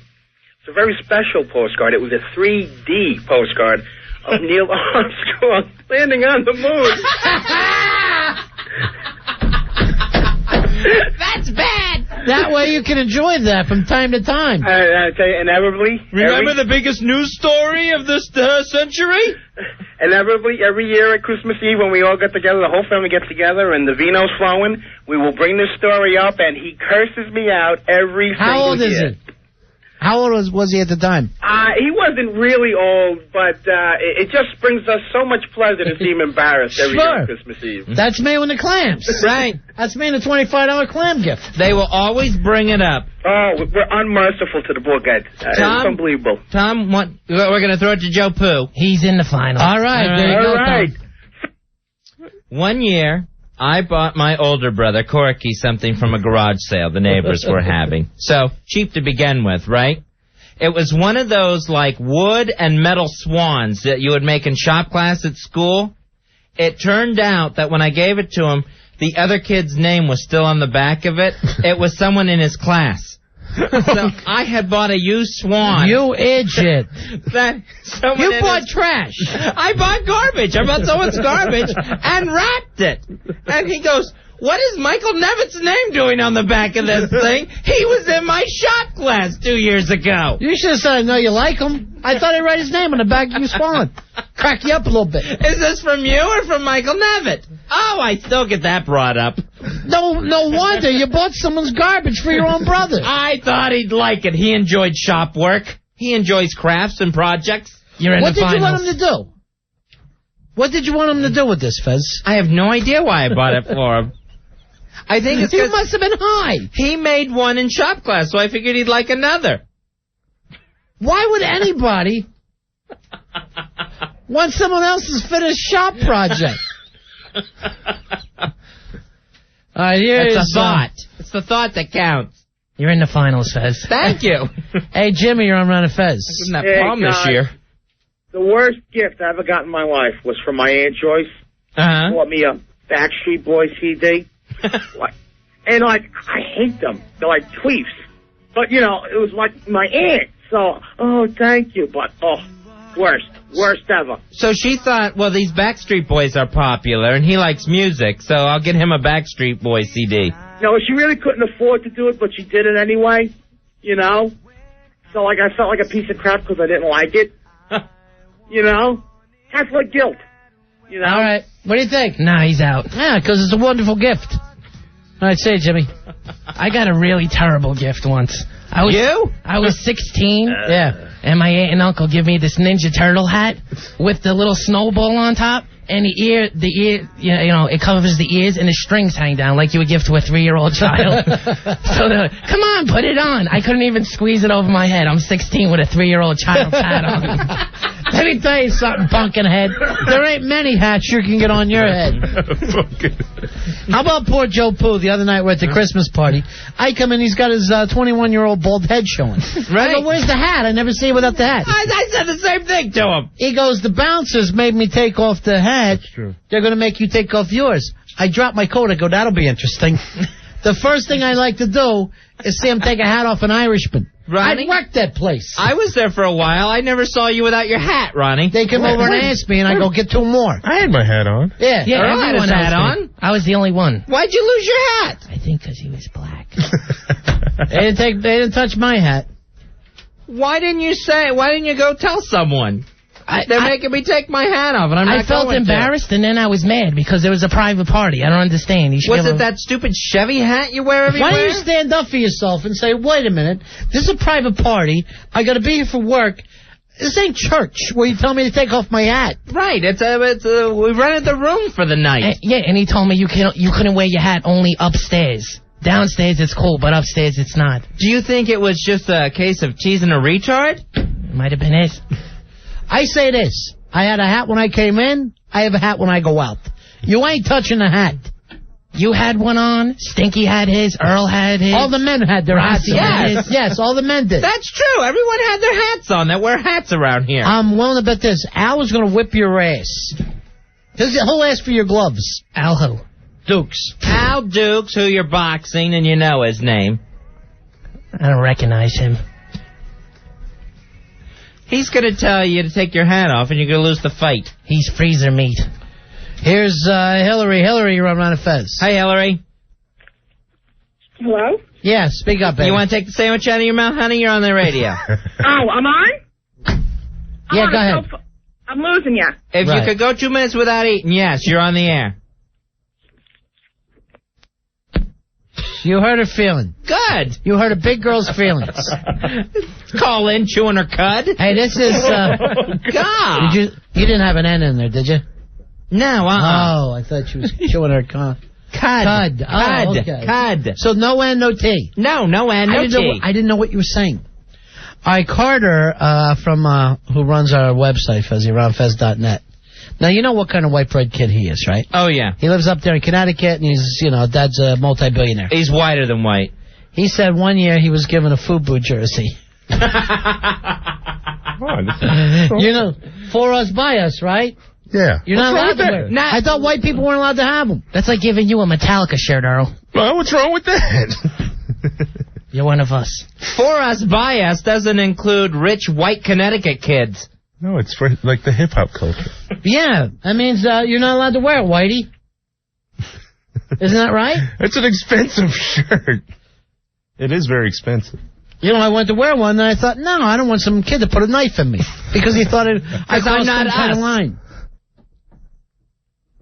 877-692-1027. Palm M500 handheld on the line. Nicole, you're on Ron and Fez. Hi. Yeah. Hi, Nicole. Okay, 1 year, my grandmother was getting rid of her old mink coat, and she made fur headbands for everyone out of it, and gave that out. Dang. So she took a knife to her own fur coat. Yeah. And said, here, honey, have a headband. What a crazy old woman. You put all these headbands together, they're worth one good fur coat. Well, my oldest sister, actually, she took mine, and she put it under, one of her friends had cats, and she put it under her friend's tire and made it look like she ran over her cat. That's cute. Well, at least she got something out of hers. Yeah. We got to take a break. Joe, is she in or out? She's in the finals. Yeah, of course. How could she not? Okay. Grandmother slices up a fur coat, says, here's a headband, honey. 877-692-1027. Looking for the worst gift given or received around Christmas time. We're Ron and Fez. Ron and Fez. 1027 WNEW. We're Ron and Fez. 877-692-1027. We got some guests hanging with us tonight, Fezzy. From our past, Dr. Ruth is making a house call, Ronnie. How you guys doing? Good, Doctor. Are you holding it all? No. What do we used to call those things when they came on the thing? Strip. Yeah, you got a strip? Yeah. You used to have them by the... Nose. You had them by the pocketfuls. I heard they don't come in the strip anymore. That's what's so dangerous. That's right. You got to buy them loose. I'm ready to run down all 12 steps behind Billy. And Dr. Ruth's intern, Eric's here. What's going on? I saw him sliding down the rail of the 12 steps. You guys are just up from Florida on vacation? Yeah. What are you doing? Florida. Yeah, what are you doing? What have you done so far? We're doing a tourist thing. We went up to Museum of Natural History. Went down to all the locals do the same thing all the time. Can't get enough of the dinosaur bones. Every day we're at a different museum. Empire State Building. Mm-hmm. Yeah. It's about every day we go up. That took longer. A lot of times we have lunch outside there. It took longer than you thought to get to the top? Oh, yeah. Yeah, there's an elevator. There was a line for the line for the line. Yeah, I know. That kind of thing. We wound up walking the last 6 floors to the top. Well, that's the... That'll win you. That's the highest building in New York. Now! Sure. Thanks! That's right. And they're not feeling all that good about that either. All right, we're giving out this Palm M500, Fuzzy. Yeah, talking about the worst gift you ever gave or received. I remember a bad gift I got from Dr. Roof one time, Ronnie. What's that? Only half a strip. That was a bad year. Only half a strip. I was running low. I used to shake him down and go through his pockets. I remember that. I go, you're effing lying. I remember that year putting strips in actual people's stockings.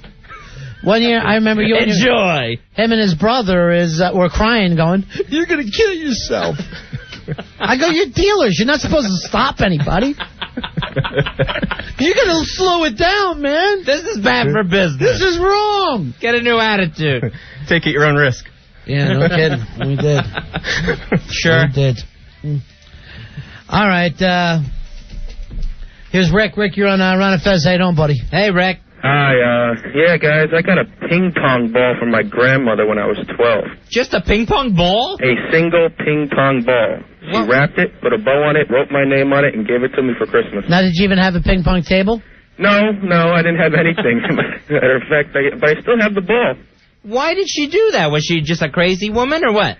Yeah, well, the first 11 years she had a pretty good track record, but then she kind of, didn't know what to get me, so she just got me a single ping pong ball. Now she's just finding stuff around the house and wrapping it. Well, now she just gives money. She learned quickly. I got her back, though, a few years later when I gave her back a book of coupons for a dog food place. Did she like it? She doesn't own an animal. So your family just does mean things to each other. Yeah, we kind of got into the spirit of Christmas vengeance and just had a blast. All right, thanks. What do you think, Joe? He's in the finals. All right, there you go. Thank you, Joe Poo. Here's Rich. Rich, you're on Ron and Fez. How you doing, buddy? Hey, Rich. Hey. Yeah. Big card holder, 9828. Last year for Christmas, I got a set of Darth Vader voice-changing walkie-talkies. Cool. You have to, so cheap. Every kid loves these. Yeah, but I'm 34 years old. Oh. Now, who gave them to you? My sister-in-law. Now, was she doing it as a joke? No, because she knows I like the Star Wars stuff, and she thought it would be cute. But these things were so cheap that when you put the switch on, it was supposed to talk like Darth Vader. Right. There was so much static, you couldn't hear it. And you could actually hear the person talking, yelling into the thing to make it work. It sounded like Darth Vader on a bad cell phone. Pretty much. All right, what do you think, Joe? Nah. All right, sorry. All right. Hey, no more calls on this. I can't go on for hours, okay? I'm talking to you, Billy. Here's Rob. Rob, you're on Ron and Fez. Hey, Rob. Hey, how you doing? Yeah. What'd you get bad for Christmas, Rob, or what'd you give? A couple years ago, I was a little overweight, and I go into my stocking Christmas morning, and it's a gift from my sister, and it's a banana. And she goes, "You need to lose weight sometime." And she gave you a banana? She gave me a banana for Christmas. And you're a fat kid? I was a fat kid. How old were you? I was about 10. Oh, that's the time that you need to really bring up your weight stuff Christmas morning. Oh, that's so mean. You're a big fat kid, and she gives you healthy snack foods. She gives me a healthy banana for Christmas. How about at least a bunch? Something that you can enjoy. A fat kid like you're going to go through that banana with the peel. Break it up, put it in a pie. Right. Oh, that's mean. So, yeah. Did you tell her she was mean? Excuse me? Did you tell her she was mean? I told her she was mean, and I was like, "This is all you got me?" She's like, "Yep." Did you cry? Yeah, I didn't cry. I just ate it. All right, Fatty, you're in. Hold on. He just sat there and ate it. He didn't bitch till he ran out. Hey, Chris, you're on Ron and Fez. Hello, Chris. Chris, you're on the air, buddy. Hey, guys, how you doing? Yeah. All right, in the Star Wars vein, when I was about 10, Star Wars was big. All I wanted was a Boba Fett action figure, and I got a whole bunch of action figures for Christmas, because then you can tell when they're shaped, when they're wrapped, like what it's going to be after a while. So there was 2 left, and I opened it up, and there was 2 stormtroopers. I was like all bummed out, and my father goes, he pulls that act like from the Christmas Story, where he goes behind the couch, goes, "Wait a minute, Santa left something else for you," and he pulls one out, and it's like shaped like an action figure. So I'm all excited. I open it up, another stormtrooper. So all I got was 5 stormtroopers, a Jawa, and R2-D2, and I had no Boba Fett. You got the cheapest one! Oh, you sound spoiled to me. What do you think, Joe? Yeah, he's in. Wow. Joe, not tough to get by, Joe. All right, now wait a minute. I'm trying to figure out the criteria.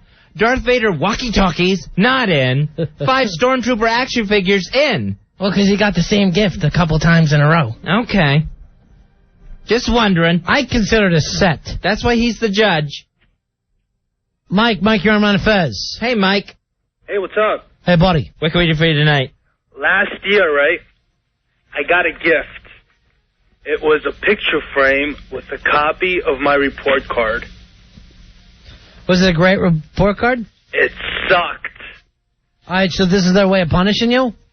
I don't know, but that was the gift. And then they gave me some lecture about how I should be an outstanding citizen of the future, how I should have good Of the grades. future? What are you, a time traveler? Exactly. It's what I'm saying. No, he's not in. Sorry, no Palm 500s for dumb kids. Here's your bad report card, framed and laminated for you. Enjoy. Here's Mike. Mike, you're on Ron Fez. Hey, Mike. How you doing, guys? Hey, Card buddy. number 2069. Okay, I think I win for at least the cheapest grandmother on the planet. She saves the cards that people get her for Christmas and wipes out the pen and then rewrites something else, Merry Christmas on it. So not only that, but I got a check for $10. Right. It was taped so hard to the card that I tore it in half getting it off. And couldn't cash it? I couldn't cash it. It was torn in half. They wouldn't take it. All right. That's a nice idea for saving money come Christmas time. Nah, he's out. He got $10. I mean, he could have. He didn't get $10. Get it. Yeah, but but there's more. It was a thought that counts. There's more though. Yeah. The card that was whited out was the card that my mother gave to my grandmother for Christmas last year. That is one cheap bitch. Exactly. Anything, Joe? Nah, he's out. That's horrible. All right, sorry. That's sad. Yeah, it is. Joe Blue's treating you like your grandmother does. We'll take 2 more calls. Hey, and then you got to pick a winner, Joe. All right. Hey, Nick, All you're on Ron Fez. Hey, Nick. Hey, guys, how you doing? Yeah. The worst present I ever saw. Well, I didn't get it. My cousin got it. My uncle gave him a bunch of nuts and bolts, and he welded it together into a little car, and as well, he gave him an apple. And I missed the apple part. What was the apple part? And he gave him an apple, along with the nuts and bolts car. A homemade nuts and bolts toy car and an apple. Yeah. He's not in because it's not a story about him. Okay. Right. All right. Oh, all right. Here's the very last one. Give Hey, that apple to the fat kid from earlier. I'm starving. Seriously. And Joe ran out and got food on his own. I can stab your eyes out. You came to us and said you want to get food, and then we said you think about it and tell us what you want to get. And you went in ahead and got stuff on your own without telling us. I asked you. You said you were busy doing a radio show. That's what you Seriously. told me. I'll break your spine for it. Oh. Now look. The next assignment, picking up everything I just threw at you. What'd you throw at him? Cards? A deck of cards. You're playing 52-card pickup. Ken, you're on Ron Fez. Hey, Kenny. Hello? Yeah, buddy. Yeah, go ahead, pal. I got a jewelry box from one of my girlfriends. That's I nice. did not own a piece of jewelry at all. That's a nice present for a male. Yeah. Nice time to start a collection. All right, what about the empty jewelry box? Yeah, that's because I always took pride in... You're the funniest. Sorry, But I didn't have a ring or anything. Sorry, I got bored of our own contest. 877-692-1027. Here's Super Patty to tell you what the prize is that you can win tonight. A Palm M500 handheld with new OS version 4.0 software just in time for the holidays. Thank you, Super Patty. That's what it's with. Log on to palm.com for more purchasing information. All right, then we've got, let's go for the winner here, Joe. What do we got? Nicole, who got fur headbands from her grandma's used mink coat. Very nice. The old woman cut up her own fur coat to make headbands for all her grandchildren. I'd love to have a gift like that if I was in the Taliban. Fuzzy, you know what just came in for us is an electronic mail. Are you familiar with this? Electronic mail? Yeah. How does the mailman deliver that, Ronnie? There is no mailman. What? It comes via computer. It's brand new. I call it email. Weird. And now, Ron and Fez, the show of the future, brings you...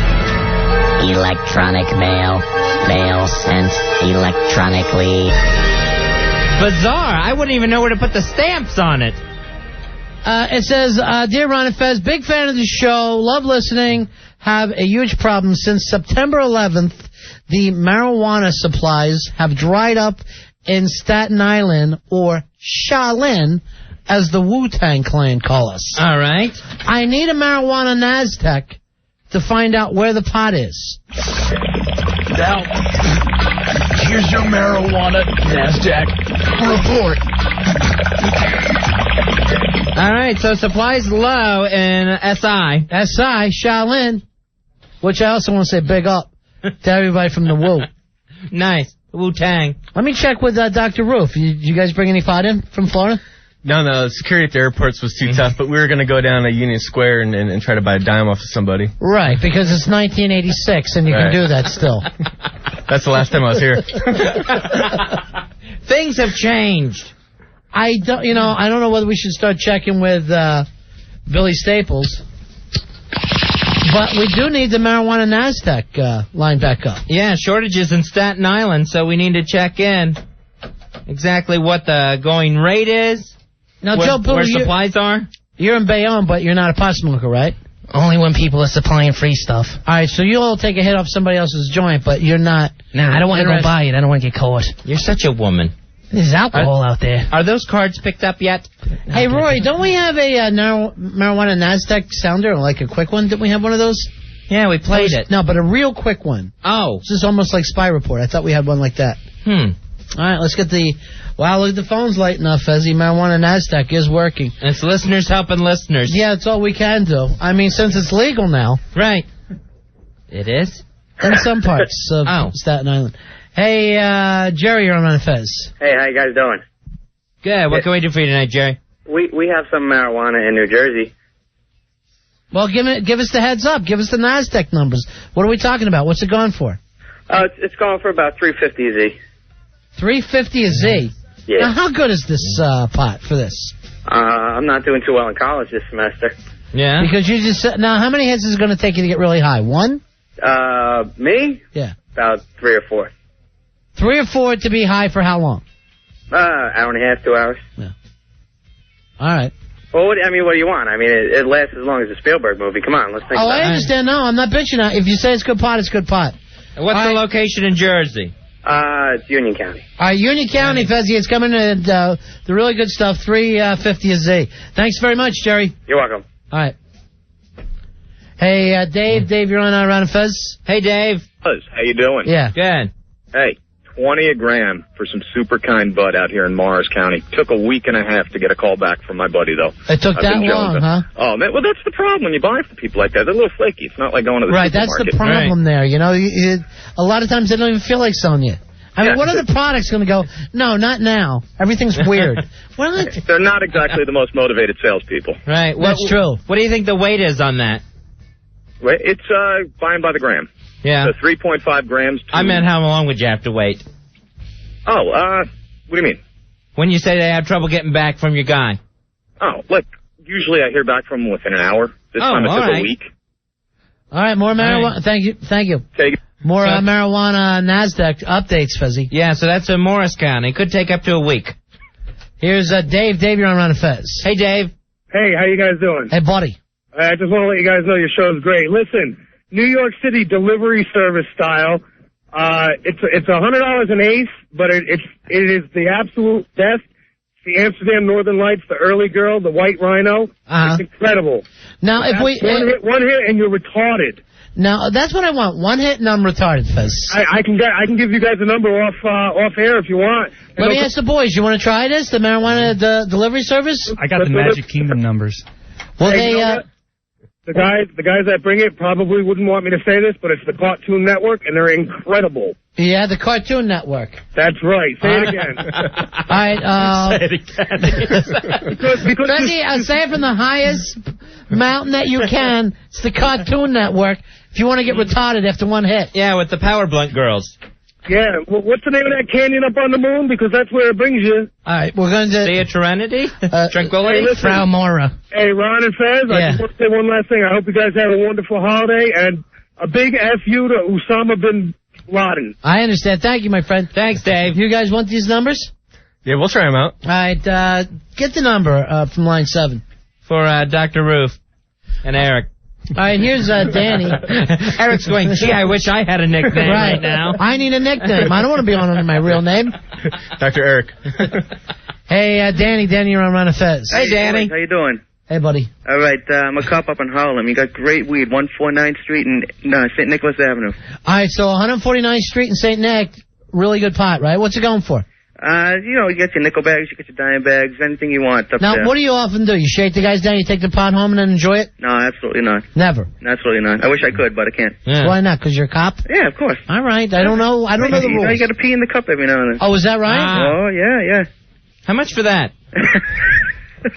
Now, let me ask you, Danny, with all the terrorists out there, cops aren't busting people for pot anymore, are they? I mean, it almost seems silly when people are flying planes in the buildings. Yeah, it depends on how much they got. Right, you got to look for the real bad guys. Yeah, give Eric some headphones. He's sitting here like... I was looking for them. They're all broken. Well, give him yours, Joe. You haven't done anything in an hour. Except smart off about the food. Thanks a lot, Danny. All right, boys. You didn't get over that, did you, Fez? No, Hey, George, you're on Run of Fez. Hey, George. Hey, man, big spleef card holder 129. He's doing character voices. Yeah, that's funny. Yeah. Giving you some NASDAQ information about the spleefage situation. Yeah. You have to be high to think talking like a Jamaican's funny. I got news for you. If you could do it quick, George, go ahead.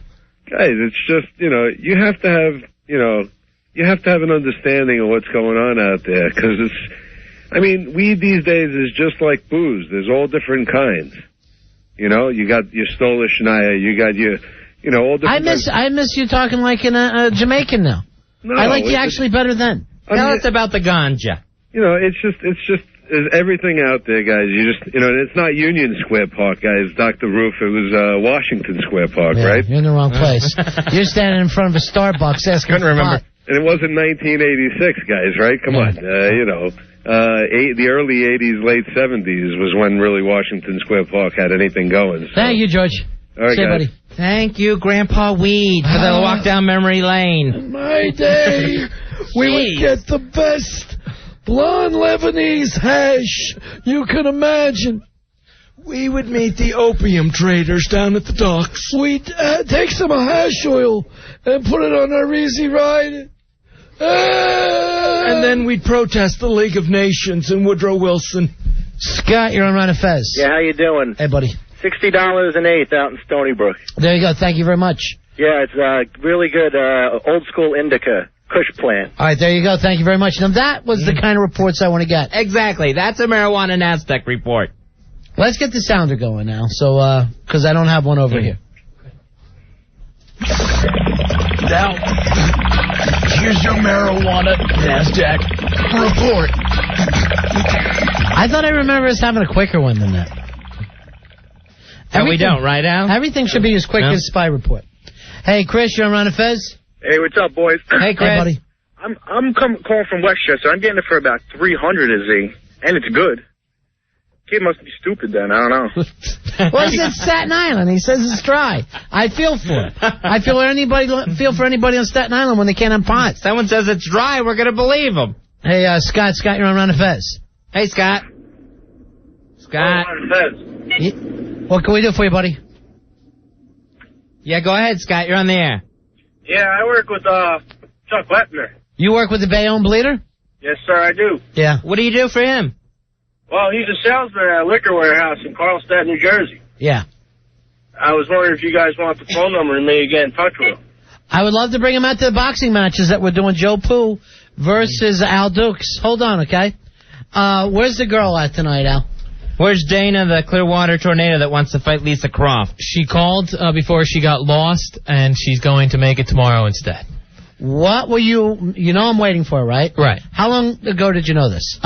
Just a few moments ago. I was waiting until the break. When she calls, right. Why not put her on the air and then I'd be talking to her? Oh, cause I don't know. I figured she would just come in tomorrow. Then it would be what if we did that? A radio what? Show. Yeah. Mm-hmm. But now, instead of having a radio show, I'm asking my producer, where is she? And you tell me some lost story. Where was she at? Where'd she get lost? She got lost in some town I'd never heard of, where she was coming from some train station. And then Clarksville? I don't know where it was. Did she get on the train? She got on the train and then got off in Hoboken instead of New York. And she said by the time... I can understand the mix-up. By the time skylines look exactly alike. By the time she got to there, it would be too late to come in, so she went home and called. Because Hoboken's a 2-hour train ride from here? No, I mean, that's what... She didn't call me from Hoboken. She went home after that and then called in. She home now?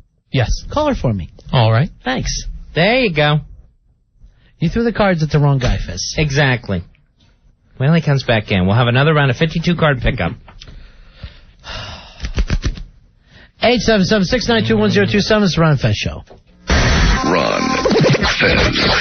1027 WNEW. We're Ron and Fez. 877-692-1027. Doing a little bit of the marijuana NASDAQ, Fezzy, because we found out it's a little dry in Staten Island. Got an email reporting that, looking for some help. And, I called our good friends at the Cartoon Network, and there's really more in Manhattan. Hey, Art, you're on Ron and Fez. Hey, Art. Hey, how's it going? What can we do for you tonight, Art? I don't know, man. I was just out drinking some beers at the Harry Lemon out here in Selden, Long Island. And nobody's got anything to do with weed. It's all cocaine nowadays. I just want to know where the hell I can find some pot. Why don't you just snort coke until the pot comes back? I'm sorry? Yeah. Mm-hmm. Go with the coke. No. No, I want to get slow. I'm too fast as it is. All right, I understand. Yeah, you're Johnny Quick. Yeah. You kidding me? You're all over the place. I can't keep up with you. Hey. You're a runner. I heard some guy call in before from Stony Brook. I want to know how to get a hold of him. Should I leave my number or what? Yeah. All of a sudden, let's put us as the as the center wheel for all this. We're the go-between. Come on, everybody knows if you need a joint, you got to call Ron and Fez. All right, thanks a lot. Here's Brian. Brian, you're on the run. run. How does everyone know that? He's drunk. Fez. Hey, Brian. He's so coked up he doesn't know where he is. Dude? Yeah, Brian. Dude, okay, from personal experience, the best weed you can ever get is from, like, a black guy with an accent. Like Jamaicans, Africans, they got the best ass, dude. Jamaicans or Africans? Yeah, dude. These Jamaican kids, dude, they got the best. And it's like, regular Nick bags, dime bags. No, that's true. Do you ever see a Jamaican guy's pot? It's gigantic. Then you smoke pot with a black guy on the street, an American. Right. And they roll the tiniest little joints you've ever seen in your life. They roll less than toothpicks, man. Yeah. You got But what happened in that short trip from Jamaica to the United States? What got lost in the translation? It looks like about a fistful of pot on every single joint. All right, thanks a lot, Brian. Sure. 877-692-1027. All right, we got Dana, the girl who was going to box Lisa. And remember what Lisa said, Fuzzy. You're going out Frighty Fright style, all right? See ya, partner. Dana was supposed to show up tonight because we didn't believe that she was real. And that she really wanted to fight the very tough Lisa Croft. And then she didn't show. Dana, you're on the air. No, this is Lisa. I had to eat Dana. Oh, she won't drop it. Dana doing a Lisa Croft impression. She will not drop it. You know, I got a ticket when I was jogging in the park because I didn't have my leash on and I broke the leash law. My God. Now you're calling her a dog. Yes. Now, what happened? Why didn't you show up tonight? Listen to me. We went. We were going to take the Midtown Direct. All right, who's we? Who were you with? My friend. All right. Girlfriend or guy friend? Guy friend. Okay. Boyfriend. All right. And we got on the wrong train, and we knew it was a direct, so there would not be any stops. So the first time it stops, we got off thinking we'd be in New York, and we weren't. All right, you live where in Jersey? In West Orange. And you don't know how to get to Manhattan after all this time? No, I never go to Manhattan. That seems unbelievable to me. Why? All right, so you're coming in tomorrow? Yes. All right, you're the real deal, because I thought that you maybe weren't. No, I'm the real deal. I hate her. She's horrible. She hates all women. And this Hoboken train excuse tonight, that's not just some way of copping out. No. Call them. All right, No, I'm not going to... Hoboken! Do you really stop there in Hoboken? Well, it was a direct train, you know what I mean? Like with no stops. All right, your prediction. You've never even seen Lisa, right? No, never. And you've never had a fight in your life? Well, I mean, I have 2 older sisters, so I fought with them. Physically? Yeah, we get in fights all the time. Now, you're ready to put on the gloves against somebody you never met because you want to beat her. You hate her. Well, this is what it is, all right? Lisa Croft is the kind of girl who, like, if there's another girl in the room, or if she for some reason thinks, like, that you're prettier than her, or, like, if people like you more than her, like, she will make your life miserable. I've seen it a million times. And, like, when that poor girl came and did nothing but nice things for you guys, Lisa has to call up. She says, I have no class, and calls and makes this girl feel bad. You have no class. You're belligerent. Oh, okay. Okay, Fran Drescher. You know, come on. All right, so you're coming in tomorrow night, right? Yeah. Wow, called her the nanny. All right, do you have a cell phone or something? Yes, I do. All right, so I want to put you on hold. Our producer should always have that. He would have been able to help you when you got lost tonight, okay? Okay. He told us that you don't even own a cell phone. No, that's not true. Okay, hold on. I know. Okay, Dana? Because he's a liar. All right. All right, Fezzy, I'm going to... If she was here tonight, I might believe that she's real, but I never believe anybody's real till I meet him. Well, it seems crazy to begin with that someone wants to fight Lisa Croft. Right. Who beat the hell out of our intern one night. Frighty Fright. Let's call Frighty Fright in here. Frighty. Hit him twice in the jawbone. Don't stand around doing nothing, Frighty. Come to the mic. Frighty, it's your last night here. Yes, it is. And you're making an ass out of yourself. All right, when Lisa Croft was punching you in the face, what did it feel like? It hurt a lot. She has a good right hand. Did it hurt like a man was hitting you? Yes. And the weird thing was she hit you twice, you know, like an hour in between punches, but she still connected in that same spot in the jaw. Exactly the same place. She knew exactly what she was doing, didn't she? And my jaw was very swollen after. And you cried. And I cried a little, and there was blood. Oh. What a baby. Seriously. We should get you in against a woman. And you had bleeding. You should fight Martian the retard. From your vagina. I am not a retard. No, I am not a retard. How'd y'all like to suck my ass? Now, by the way, That's a war cry. We're having the Wednesday night party. Right. So Al called Martian. Here's how she left the message for us when she called back. All right, so because she was getting invited as one of the best of 2001, I guess. I don't understand. And here was her message. Al had called me, and I'm not sure why, and I just want it to be known that I'm not really interested in doing the show anymore or having any contact with the show and etc. Please do not call me anymore. Thank you. End of message. Sure I is. am not a retard. I am not a retard. How'd y'all like to suck my ass? End of message. So I wonder what went wrong there. Ronnie, she wants it to be known.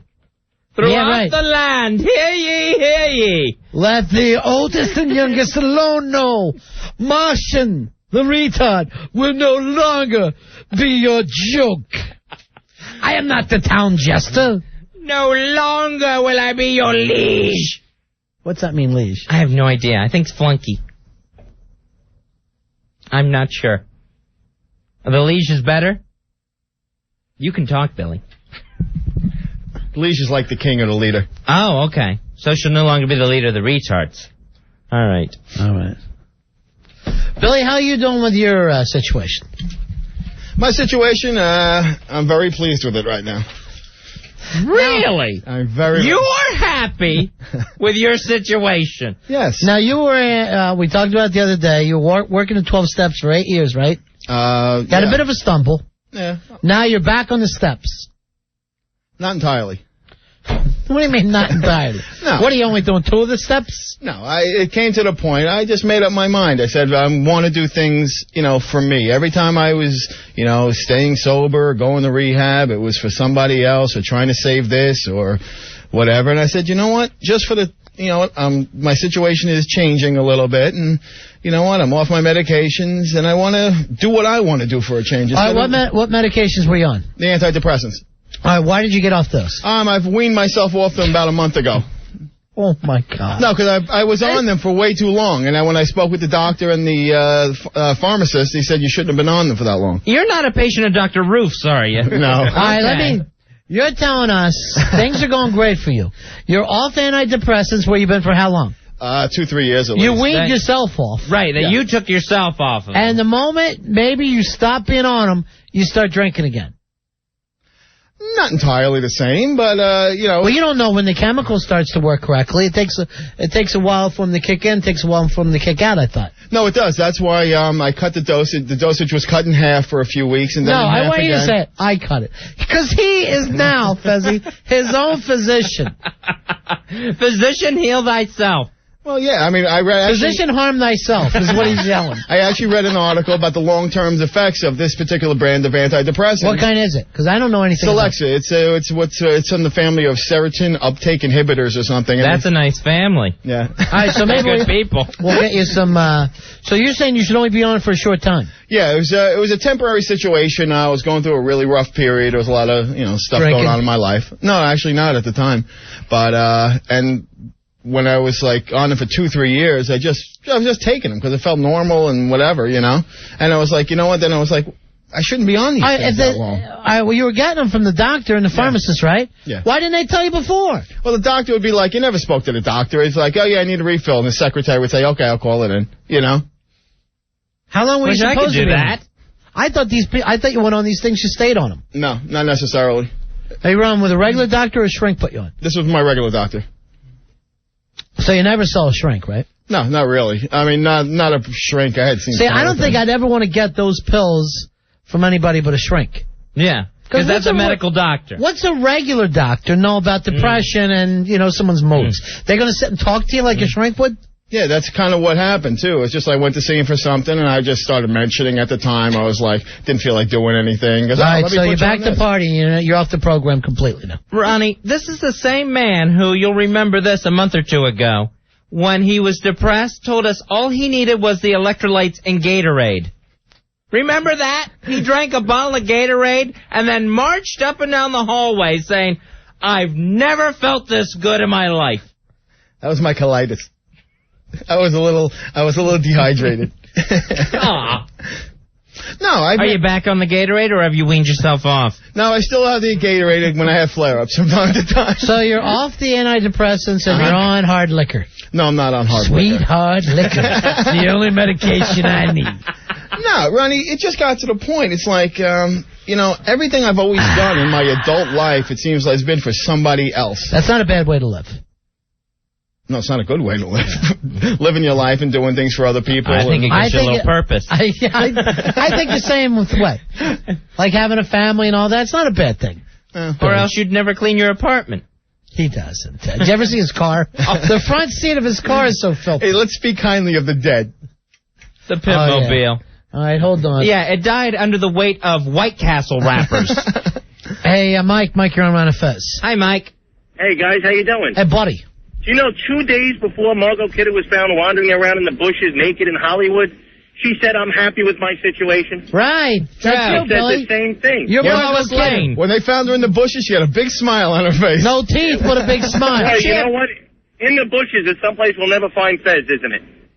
Because he's... Hey! I don't know where these rumors start. Bill, you don't want to be Lois Lane. No, definitely not. I don't...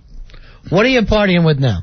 Actually, nothing really. Just having beers, right? Yeah, just a couple of beers. And shots. And haven't done the shots since we last spoke. You're Lois Fastlane. Yeah. I feel wonderful. I feel like a huge burden's been lifted off me. Sure. You're no longer walking the 12 steps. It's got to feel nice. So the steps are just out. Oh, yeah. I'm on the ground level now. Okay. He says he gets a nosebleed from my heights. What was the drug that you were on before? That's what I'm curious about. You mean the antidepressant? Yeah. It was, first I was on Paxil, and then they switched me to Celexa. Celexa? Yeah. Wasn't that Anne Heche's weird name? Celexa. No, that's the planet she came from. Oh, okay. All right, wait, Tom knows this drug. Tom, you're on Ron and Fez. Hey, Tom. Hey, what's happening? Yeah. What he's taking is called a selective serotonin reuptake inhibitor. Is that what you're trying to say? Yeah, I was close. Okay. There's nothing wrong with taking that for your entire life. It's completely safe. It's as safe as a vitamin. Now, is it safe when you mix it with drinking? Because you're worried about drinking. No, it's definitely not good. No, it's not safe when mixing it with drinking. But you can, even if you wanted to have an occasional beer every now and then, you're fine. You don't know this guy. But let me ask you a question. Didn't they? With the article I was reading and talking about says that your brain starts to get used to the reuptake and it starts changing after long periods of usage. That's the idea. Is that what you're doing is you are having a selective reuptake inhibit of a certain serotonin within your brain. It's a safe drug. It's as safe as a vitamin. Don't mix it with alcohol, but it's safe. Like you would your vitamins. Right. Anyway, got to get going. Thanks, guys. See ya, buddy. Thanks. So there you go, Billy. You got a whole new life for yourself. You're off your antidepressants. And you're drinking again. I like the way that you're already saying to us that you're kind of, oh, no, just cold beers, that's all. Right. I don't do shots. Oh, no shots. Well, no, I just saw where that got me. The last time I did shots, I was half naked in a strip club. Right. Now. And not working there. Remind everyone that. I'm not going to bust your balls and tell you how to live, Billy. I want you to live the way you want. Okay. But you didn't go to rehab 5 different times in your life for other people. Yes, I did, actually. At no time did you think you had a problem. The whole time you were in the program, you never thought you had a problem. I definitely believed I had a problem for a while, but you know what? I went 8.5 years without drinking, without going to meetings or anything, too. You know, I wasn't working the steps. It was like I just stayed dry for 8.5 years also. You said you went to meetings all the time. Oh, for the first 1.5 years, 2 years. I never, for the final 6 years, I just was dry. I just never stopped going. I never went after like 2 years. That's not what he said to us when we first met you, Billy. Just so you know. Oh, no, when we first met, I was going to meetings, again, because I was just trying it. I'm so confused. Let me try. Wait, because it's like when I Please get your antidepressants back. No. You're rambling. When I first met you guys. Or some depressants. I would love some depressants for you to take. Oh, no, Now, when I first met you guys, it was a different period in my life than the 8.5 years I'm talking about. That's right. It was your Baroque period. I remember you were painting so much. That was his blue period. Nothing but blues. For Millie, he's quite mad, you know. He's quite mad. I'm ready to taste what life has to offer again. All right, hold on. Yeah, you were ready to taste what the package store has to offer. You'll be tasting that pipe again soon. Here's Crazy Claire. She understands the antidepressants. She eats a ton of them. Hey, Claire. Hey, Claire. Hey, guys. What's up? What's happening, baby? I think I'm on 2 SSRIs. What are you taking right now? Do you know? Okay, wait. Prozac, Etexer, Seroquel, Wellbutrin. Was that 5? 4. I'm on 5. Shoot. Oh, Buspar. And they're all in a Pez dispenser. Now, do you take them all every day? Yes. Wow. I don't even know how many pills I take a day. I take that many. But I take them 3 different times a day. I have a little, old lady pill case with all the different times that I have to take things. And you can't mess that up at all, right? No. Actually, I forgot to take my pills in the morning, and I, over the weekend, I didn't get out of bed all day. Now, you don't drink either, do you? Wouldn't that screw you up? It does. I try not to drink, but, I mean, it gets you really, really drunk, and it's really bad for you because it messes up your medication because, supposedly everything that you take has to go through your liver, and so when you drink, all the medication that you've taken just gets, thrown out of your body because your body's so busy digesting the alcohol. So the liver's throwing out everything along with the medicine. Exactly, so that's why it's bad for people to drink on antidepressants because it doesn't work. Like, if I drink, I'll have, a great time, but then 3 days later, I'll feel, really not great, so... Right. It's bad. So will you ever start running around a strip club with your pants down? I'm running Fez's producer. Fringing. All right, Claire, you're not coming to our party Wednesday night? We were going to cut your clothes off again with a knife. I'm sorry. Eric I'm going and to Dr. see Bruce. Wu-Tang. She likes to take a knife and cut herself. That's how she ended up in the nut hut. Yeah. Oh, very nice. Very nice. Isn't that hot? I don't know what is so hot about it. All right, thanks, honey. No problem, guys. All right, thanks, bye. Crazy. Hey, Matt, you're on the Ron and Fez show. Hey, Matt. Yeah, this is Matt right here. First time caller. How you doing, guys? What do you say, buddy? I say, I've been in the program almost 3 years, and hearing the way Billy's talking right now is disgusting. I see slackers like this all the time in N.A. You know, people get in and they think they got their lives back together, and they're like, okay, I can start up again. Always end up done. Just like you said, he's going to end up with a stem in his mouth again. Oh, dude, then I'll be the first one to know that. Yeah, I see it all You'll the be time. the first to know, but the last to admit it, Billy, and you know that's true. Do you feel like a slacker, Billy? No, not in the least. All right, Billy. All right, thanks a lot, Matt. Thanks, man. Thank you. Say it, buddy. If you don't mind us asking, if you want to share, if you're not, okay. All right. Give us the reasons why each rehab happened, since you said, and be as honest as you can. I'll be totally honest with you guys. And tell us which ones were sleepaway rehab. Okay, the first... How long ago was that? First three were the late 80s. I had a couple of arrests in a row. And what were you arrested for? Drinking and driving. All right, so you had a bad drinking and driving. Did you? Oh, yeah, I was the worst. It was like I never knew enough not to get behind the wheel of a car living out on Long Island and stuff. Plus, I was very heavily into the drugs at the time. So All three of those first trips to rehab were DUIs? Yeah. And court ordered? Yeah. Well, what was the drugs that you were doing? I was doing coke and crack. Okay. That don't make you a bad person. No, it doesn't. But it end up, you know. Again, things I haven't done in a real long time either. You got pulled over by the cops. You're drunk. You could have killed somebody. You didn't, right? You never it was a very stupid mistake. No accidents, though, right? No. No accidents. But, you know you were wrong to drink and drive. Of course. So it was one of the situations. You want to go to jail? You want to go to rehab? Oh yeah, definitely. It was definitely one of those things. Save yourself kind of modes, you know. So that was the three, and the last two were just like one right after another. One was an inpatient, one was an outpatient. They followed each other. That was just really an attempt in appeasement to try to save my marriage and stuff, you know. What was the time span between the three DUIs? Well, the two in the late 80s were like a year or two apart. That was after my first marriage broke up. And I was like, forget it. I was in bad shape. So as far as you're concerned right now, where you sit, you don't have a problem, you're going to be cool with it? I think I'm going to be cool with it. But you know what, Ron? I know enough that if, I'll be the first one to see, dude, you're drinking too much, or, I'll be the first one to notice it. But didn't you have to be reminded that your pants came down in a strip club? Yeah. Mm-hmm. That was also a night of doing shots and drinking beers and still on the meds. I'll tell you, when you drink, when you're on those meds, it's wild. I mean, like Claire was just saying, you get so effed up so quickly when you're on the meds. Sure. That's probably why that's on the label. Yeah. Not to do it. Hey, Christy. Christy, you're on Ron and Fez. Hi, Christy. Hey, what's up? Yeah. Hi, I just wanted to wish Billy Staples luck. Oh, thank you. And that, just wish you luck. Okay? Well, thanks, Christy. Oh, you're welcome. Okay. Good luck with your drinking. Good luck with your drinking. No, not good luck with my drinking. I hope you drink it all. Yeah. No. I hope you stop drinking and driving this time. Hope your pants stay up. Yeah, was it a big mistake to go drinking and driving? Of course it was. It was a stupid thing. And thank God I didn't hurt anybody or myself. That is true. Okay, see ya. I'd say. Thanks, and I don't, anyone who's ever drank has drank and drove. I don't care who you are. No, there's absolutely nobody who hasn't been behind. If you drive and you drink, and you've definitely gotten behind the wheel of a car one time when you were under the influence. A lot of people don't even realize how little you need to be under the influence.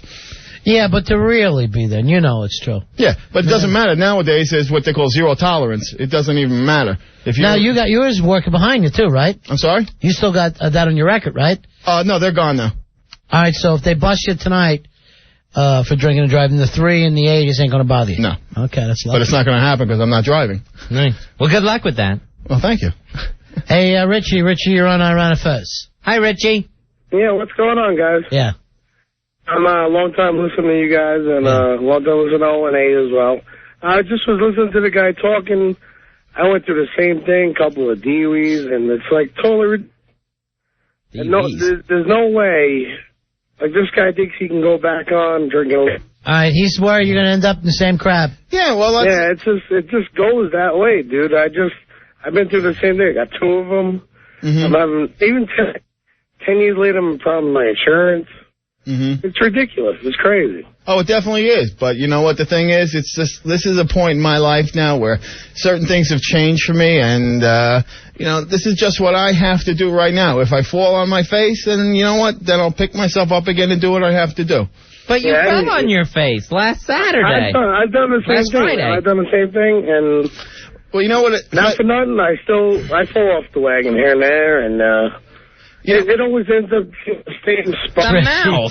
Yeah. Well, you know what it comes down to, Fez? He was like, was always opportunity for me. Like when I wanted to drink, when I couldn't, or because I was staying sober for my marriage or for my wife or for whatever reason. When the opportunity came, I tried to make up for as much lost time as I possibly could. And it would be like, okay, let me get everything I possibly can into my system because I know it's going to be a while because I can drink again. It's a different mindset. Now it's like I could have done anything I wanted all weekend, and I went out once. It's a different mind. It's a whole different. Did you have some drinks after you did the comedy show? No, I went home. I was home 1 o'clock. Ordered the Domino's pizza, and now I'm starving. Why bring that up when you know I'm hungry? Seriously, I could knock the antidepressants out of you. I was such a good boy. I went home 1 o'clock. What's your partner Paul say? Paul's by me. Paul's with me. We had a long talk over the weekend and stuff. Yeah. All right. No, like I said, there are other things going on too, but at this stage in my life, I want to just enjoy it and see. It's been a long time since I've had a lot of fun, right? And I want to go out and have some fun, and hopefully I just don't fall on my face and wind up in the gutter somewhere. Hey, Steve, you're on Ron and Fez. Hey, Steve. The next time you feel like taking a drink, Billy, I got 2 words for you. Okay, what's that? Daryl Strawberry. You're not going to get back in the game of baseball, Billy. I know. You know that. Now, Billy, all those years that you watched Daryl Strawberry, you're thinking, why can't this guy just keep it together? No, I never really did think that. I always thought it was hysterical because it was great for comedy. He was straight for years, too. He was a model citizen with the Yanks. Right. And then like, about 3-4 years later, he just totally went to pieces. He had just gotten some award and then relapsed right after that. Yeah. Like from Mad or something like that. Right. All right, thanks a lot. Take care.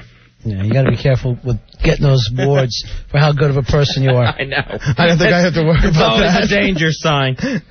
All right, just on the instant feedback, why do you have to drink to have fun and enjoy life? I know, because I've been out with you and I've seen you not drink, and you're still the life of the party. Yeah, but you know what? It's just a personal choice. I mean, do I have to? No. But do I want to occasionally? Yeah, I do. Lee, you're on Ron and Fez. Hi, Lee. Hi, how are you, Ron and Fez? Good, you're on the air, buddy. Long-time listener, first-time caller. I just wanted to know, did Billy start drinking because of hearing his tape of John Edwards? Billy, did me and Fez drive you to drink? No one could drive me to drink, fellas. Don't. Someone's going to have to drive you with all those DUIs. All right. Okay. I guess not, but... No, it wasn't.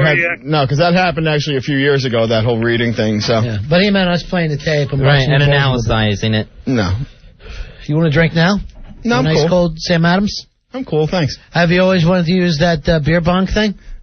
Yeah, it was interesting. Because I often wondered how I could do it with the stapling. You know? Oh, God. Oh, yeah, that's right. Yeah. Now, you can get the liquid through the staples. Yeah, the liquid seems to go through pretty easily. It'll go through the pouch. Yeah. Even though it's a lot of liquid. It may back up and take a little while. You know, it won't go... Because I used to be able to, like, shoot beers and, you know, like, just guzzle. I used to be, like, in high school, I was, like, the guzzling champ. I could beat anybody and stuff, so... Uh-huh. Yeah, he'll be interesting. All right. We'll look forward to that. Here's Mike. Mike, you're on Ron and Fez. Hey, Mike. Ron Fez, how's it going? Good, brother, man. What can we do for you? This guy, he's been in the program. He should know that this is a disease. It's not something that, you know, is just going to go away. You know what I'm saying? I've been sober now 5 years. It, you know, it got me arrested, did all of that, and finally I stopped. I did it for myself, and, you know, that's when my life started getting better. I'm going to be 29 this month. I got a good job, went back to school. I'm doing all the right things. Life is turning out great. But I know it's a disease, and I know I got to keep it in check. I don't think you understand. Oh, I understand plenty, man. Thanks. I really do. You'll understand, you know, when you're back in the same crap that you were in before. Now, Mike, there's nothing we can do other than let him go, right? That's it. Yeah. That's it. You know, my family wanted me to stop. They would do anything to have me stop, and I put them through hell. Finally, I stopped for myself. And Billy, I wish you all the luck in the world, but it doesn't work out that way. It's a disease, and just like any other disease, I also have diabetes. I got to take my medication for diabetes. I got to take my medication for alcoholism. I got to go to my meetings. I got to keep in touch with the people that keep me sober. Thank you, Mike. All right, good luck. Thanks, Mike. Now, Billy, you say you're doing this for yourself. Yeah. By not 12-stepping. Yeah. He's partying for himself. Well, yeah. I'm tired of doing everything to try to keep other people happy. You know, and one thing they do tell you in the program, like this guy just said, if you're an alcoholic and stuff, you got to do it for yourself. You know, and I'm not ready to make that call yet. Now, when I took you to that meeting the other day, the old-timers knew it right away. The old-timers knew that you went in. How do you know? They took me to the side. Get out of here. And said he's not going to stay. And they asked me, they go, make sure you keep coming. How many meetings did you make it to, Billy, from... you don't think I'm telling you the truth, Bill? Oh, no, I do. I'm just a little surprised, that's all, Ron. After you got dimed out by Rick Delgado, how many meetings did you make it to? 2? Mm-hmm. 2. He said, no, he's not going to do it. You can say it in his face. And I was thinking the same thing that day. So, I mean, we can't force him, right, Fez? No, Yeah. No. What the hell? That's too much work. We got Lisa Croft on, wants to talk about the big fight. You're going out Frighty Fright style, all right? See ya, partner. She has been challenged by this young lady. Yeah, she's accepted the challenge of Dana, the Clearwater Tornado. Now, we were supposed to meet Dana, do a little tail of the tape here, size her up, see exactly what she's bringing to the table. Lisa Croft, of course, we've met many times in the studio. So, Dana, a no-show tonight. Lisa Croft wants to respond to some of the comments Dana made by phone tonight. Here's Lisa Croft. Lisa, how are you, honey? Hey, Lisa. Hey, guys. Hey. Did you hear Dana, the Clearwater Tornado, tonight on the air? I sure did.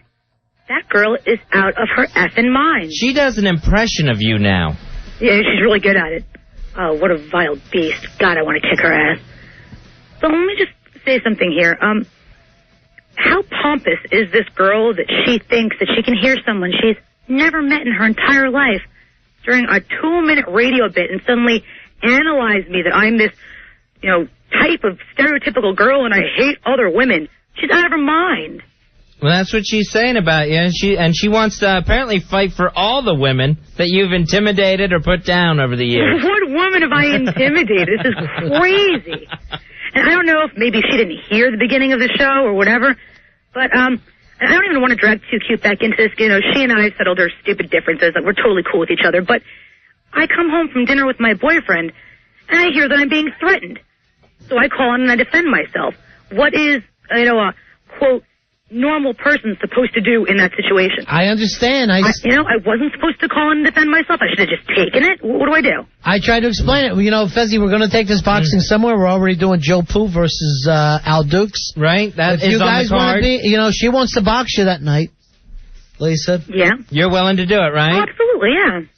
Now, the strange thing here is you girls have never even met anyone. I know. I mean, I cannot imagine that there's someone on this planet that is just so touchy and irritable that they could really actually want to get into a physical fight with someone over something they heard on the radio. So I'm thinking that maybe she just wants to be on the radio, so I hope she enjoys it. Now, we were hoping to meet her tonight, Lisa Cross, so we could describe her to you and the rest of the audience. Sight unseen, do you have any strategy going into this thing? No, I don't really need strategy. I think I know what I'm doing. It's going to be pretty easy. What are you going to do? Just come in, flailing? What else is there to do? Of course. I'll take her out. It's all right. Now, she's coming in from Jersey. You're, of course, fighting out of the Queens? Yes. Queens gym? Nice. Very traditional.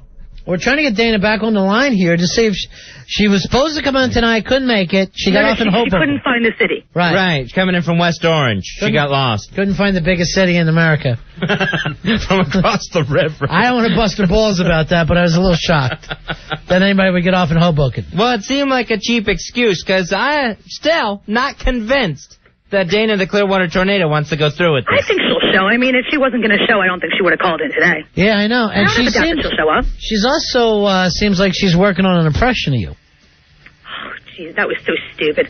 I was laughing at her. It was really bad. You know what? She can show up, and, we'll fight, but tell her, please, don't try to be funny. We got her on the other line here. It's Dana, the Clearwater Tornado, Fezzy. Fighting out of the Clearwater, St. Pete, Tampa area of Florida. Went to Clearwater High School. And also worked in your hometown, Fez. Pinellas Park, Florida. Here's Dana. Dana, you're on Rana, Fez. Hello? Hey, Dana. Hey, what's up? Hey, could you do that impression of Lisa Croft that you do? You're going down, partner. Frighty Fright style. That was really good, you nosy, whiny slut. Dana, do the thing about being a dog and needing a leash in Central Park. Yeah, I heard that. Hello? Hello? Did we lose Lisa's number, Lisa? No, I'm right here. Okay. I'm here. What the hell was I heard you got a ticket for running around without a leash on in the park. Are you And I know your type. You're the type that intimidates and threatens all other girls. Let me ask you something. I've seen it a million times because you're so insecure. Insecure of what? My God, you've never even met me. You're such a retard. I don't have to meet you. I can hear it in your voice. Oh God, I want to hit you so badly. Let me ask you something. If you hear... Let me ask you something. How long did it take you to graduate from Barbizon? I can't even hear what you're saying, you babbling retard. What'd you say? Who are your heroes? Fran Drescher and Linda Richmond? What do you do with yourself? You are an abrasive, obnoxious Greenette from Queens. Listen, now I'm going to ask you a question. When you come in the room, everyone knows it, don't they, Lisa, with your big mouth? Oh, man, I'm going to kick your ass. So nice. Bring it on, you big mouth bully. All right, Dana, you are going to show up tomorrow night so we can finally see you, right? Yes. And then, Lisa Croft, you're going to be here for the Christmas party. And if it was that I just wanted to be on the radio, don't you think that I would have camped out last night to be on the radio tonight? You idiot. I already live in the street. Oh, Jesus Christ. I'm surprised that your boyfriend even wants to go in public with you. You have never, ever even seen me. You don't even have to call the radio station. You just have to open your window and everyone could hear you. All right, you know what? I'm so pissed off right now, I'm leaving it this. I cannot wait to get a piece of this stupid bitch. Oh, you're scaring me. Oh, you should be scared, honey. You should be scared, honey, because I'm going to bring you down. You know what? Frighty Fright style. Hey. I'll be waiting for you. All right. No, not tomorrow night, Lisa. We're going to do this all in the ring. We're gonna get a nice crowd for this, but it's going to be fun. Let me at her. All right, Dana, you are going to make it tomorrow? Yeah, I'll be Al's going to explain to you how to get in from West Orange, okay? And he'll talk you in on the cell phone if he has to. Okay. All right, Dana. Bye. Lisa, I have no idea where this came from. I'm guaranteeing you we've never met her before. I honestly didn't think she was going to show up tonight. And I can't believe the huge problem she has with you. I am half pissed and half laughing. Like, honestly, I'm like shell-shocked right now that she's so pompous and so out of her mind. She sounds like either she's one of those girls, so maybe that's why she's jealous, and she just, or maybe sees something in me that reminds her of a friend that she had that was like that, so she just automatically thinks I am. I am blown away, because you know what?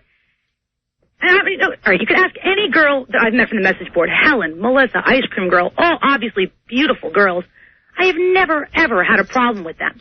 All right, let's get me off. Let's get Sweet Melissa on the show, Fuzzy. We haven't had her on in weeks. All right, thanks, Lisa. All right, later, guys. We're going to talk to you later. Bye. Thanks, Lisa Croft. One half of the big fight against Dana, the Clearwater Tornado. All right, let's take a break here, Hawk. I see you run away on us, and then that's always scares Fez when you take off like that. I need you right by my side constantly, but or else you're no good as a lackey. But, you know, shouldn't we have Joe Pooh or Billy or somebody running back and forth like that so we don't lose the Hawk? Joe Pooh hasn't come back in the studio since you've told him he's done nothing tonight. I made him give his headphones over. He did so little tonight. He had to give up his headphones, he got told he's done nothing, and he got cards thrown at him. I'll say this. These girls are doing more for this battle than the guys are in their little fight. Definitely. 877-692-1027. Ron and Fez. Ron and Fez. Frequency. 1027 WNEW. All right, Fezzy, we put together a boxing match that'll take place hopefully in January between Al Dukes and Joe Pooh. All the heat has been stolen by this girl named Dana, who wants to fight Lisa Croft, the Lara Croft lookalike. That's right. Dana, the Clearwater Tornado, supposed to be in tonight. Didn't make it. Got lost on the train. But just coming out of her corner, verbally swinging with impressions of Lisa Croft and really derogatory remarks. Fezzy, look who's on the phone. It's Sweet Melissa. Hey, Melissa, how you doing, honey? Hi, Sweet Melissa. Hi, guys. I'm calling because this Dana chick is just, she's getting herself in a lot of trouble. She's got to be out of her mind, doesn't she? You call her the tornado, Fezzy? She's blowing a lot of hot air. Nice one, sweet Melissa. Melissa is getting a little routine together. I had to think about that one. Now, Friday night was the first time that we played, I understand, the show where we met Sweet Melissa, and we met Lara Croft the same night, right? Mm-hmm. And you know what? She was calling me like a whore that whole night. You want to fight her? Well, the thing is... So you're going to be in Dana's corner, I guess. No, see, that's where you're so wrong. I'm wrong, Fezzy. You're so wrong. Well, I think Dana is being more of the bully because she doesn't even know Lisa. I mean... She doesn't know Lisa, and you know what? She thinks we need her to defend us, which is insane. I spoke to Lisa about it. I took care of my own situation. What did you say? Say, hey, biatch? Oh, please. It was more like... Did you say, hey, did you get a ticket for being in Central Park without a leash? I'm not that witty. More is like, why did you call me a whore? I heard. I was sad, but now we're friends. Well, Dana, the Clearwater Tornado, for anyone who missed it, it says Lisa Croft... She's going to fight Lisa Croft to defend all women, all the women that are intimidated by Lisa Croft. Well, you know what? We don't really need Dana. We love Lisa, and I speak for a lot of us because we were all talking at our little karaoke party that we were all behind Lisa. Maybe we'll all get to love Dana too, though. We'll have to see tomorrow night when she comes in. Okay, maybe she's really charming. She may be. Maybe. Remember how Fez was when we all met him? We all thought he was gay. What? How did that start? I was telling people. And then I guess it just... Well, then that's how it started. Mystery solved. Well, you know, I thought you you're were right. me I am Mr. quick Resolved. to judge. I'm sorry. I didn't know what I'm saying. Mr. Resolved. Yes, Mr. Resolved. So you're not then, right, Fez? No, I have a fiancé in Niagara Falls, Ontario, Canada. And yet we can't get that rumor going. The gay one went like wildfire. All right, sweet Melissa, we're going to see you Wednesday night. All right, take care, guys. Bye-bye. Right. We'll see you at our on-air Christmas party. She just did a little see ya. Just a little tiny one. All right, look who it is. It's Frenchie, French bread pizza, Fezzy, who sent us all these little pictures of herself. She's coming on. She was accused of not being real. I accused her of that. I accused her of being a guy with models' pictures. And sending them out. Hey, French bread. What's up? Hey, Frenchie, how are you? I'm wonderful. How are you? Good. You know, more people keep sending me pictures of you, and I got pictures today of you in that schoolgirl's outfit. Oh, yeah? That was so hot. I was told they're Billy's favorites. Oh, is that right? Yeah, that's what he told me. When did he tell you this? When he answered the phone a little bit ago. What a drunk dog. What a drunk whore master. He's got a dish of vodka out there in a dog dish right next to the phone. He's lapping it up and taking calls. Now, Frenchie, you're like the latest girl to become one of our regulars. How do the message board people treat you? Nice? Very nice, yeah. Yeah. They're welcoming with open arms. Now, are you going to feel intimidated when Lisa Croft is here Wednesday at the Christmas party? I don't have a reason to. Mm-hmm. Not yet. Okay. This is really blowing holes in Dana's theory. Yeah, I don't... Well, we're going to talk to Dana tomorrow night. So we are really looking forward to meeting you, Frenchie. What are you wearing? You wearing the schoolgirl outfit? Or you... I probably won't wear the schoolgirl outfit now. I'll pick out something nice. All right, honey. We'll see you soon. All right, guys. All right. See you Wednesday. Bye. 877-692-1027. All right, Fezzy, here's another one of the ladies that's coming in this weekend. It's Helen. Hey, or this Wednesday. I call it the weekend because it's our last night. Helen, you're on Run of Fez. Hi, boys. Helen of Joy. How are you? Good. Okay, now I definitely need to be at this fight. Why is that? This girl sounds like she is so insecure. I actually kind of feel sorry for her in that Lisa? sense. No. Oh, Dana. Okay. Miss Dana. Miss Thang. And I also need to be there, not really for support for Lisa, because she can definitely handle herself. We all know that. But I just, I'm so nice to everybody, and I just really want to be there to ask her what hospital she's going to prefer to go to. Oh. So, yeah, I just don't want them taking her to, like, someplace really crappy. Expecting a decisive victory for Lisa Croft and an injury for Dana the Clearwater Tornado. Well, we've still never met Dana, so we have no idea. Yeah, but she hasn't met Lisa, and she has all kinds of ideas, right? That is true. She's This is got true. plenty of ideas. You're right She's there. got plenty of ideas, but I don't know. Let's see where she ends up. Okay. Anyway, guys, I'll see you on Wednesday. I can't wait. All right, wear something tight. Okay. Right, bye. Bye, Helena Joy. Okay. All right, fine. Hey, Big Al, you're on the Ron and Fez show. Big Al. First of all, I am completely in love. Dad? With both of these women. Yeah, I'm kind of turned on myself. Oh, my God. Could you imagine having these girls fight over you? I mean, that would just be heaven. As far as Billy goes, I got the answer for Billy. Yeah. All right. He's got to staple his stomach. See ya. His stomach is stapled. Yeah. He had his stomach stapled a while back. Maybe he should get his liver stapled. Now, that'd be a better idea. That would make might some be sense. the way. Glad you're on Ron and Fez. That might work. Yeah, hi. Hello, Ron? Yeah. Yeah, okay. Billy's such a schmuck. I can't believe this guy is actually doing this. Who's he kidding? Billy, do you hear me? Yeah. You guys hear me? Because I'm at work here. I'm in a noisy Ford plant over here in Jersey. Right. So I just want to know one thing. Is he going to do it? Is he going to end it now, or is he going to just do it slowly? Because there's nobody that's been in a program for 8.5 years can't fool themselves. He knows it. Really knows it. There's nothing you can tell me that, and him tell me, and tell anybody that's been in the program, that's been on drugs, that's off of them and goes back. You're a schmuck. All right, let's call Billy in. Let's call Billy in and let him defend himself a little bit.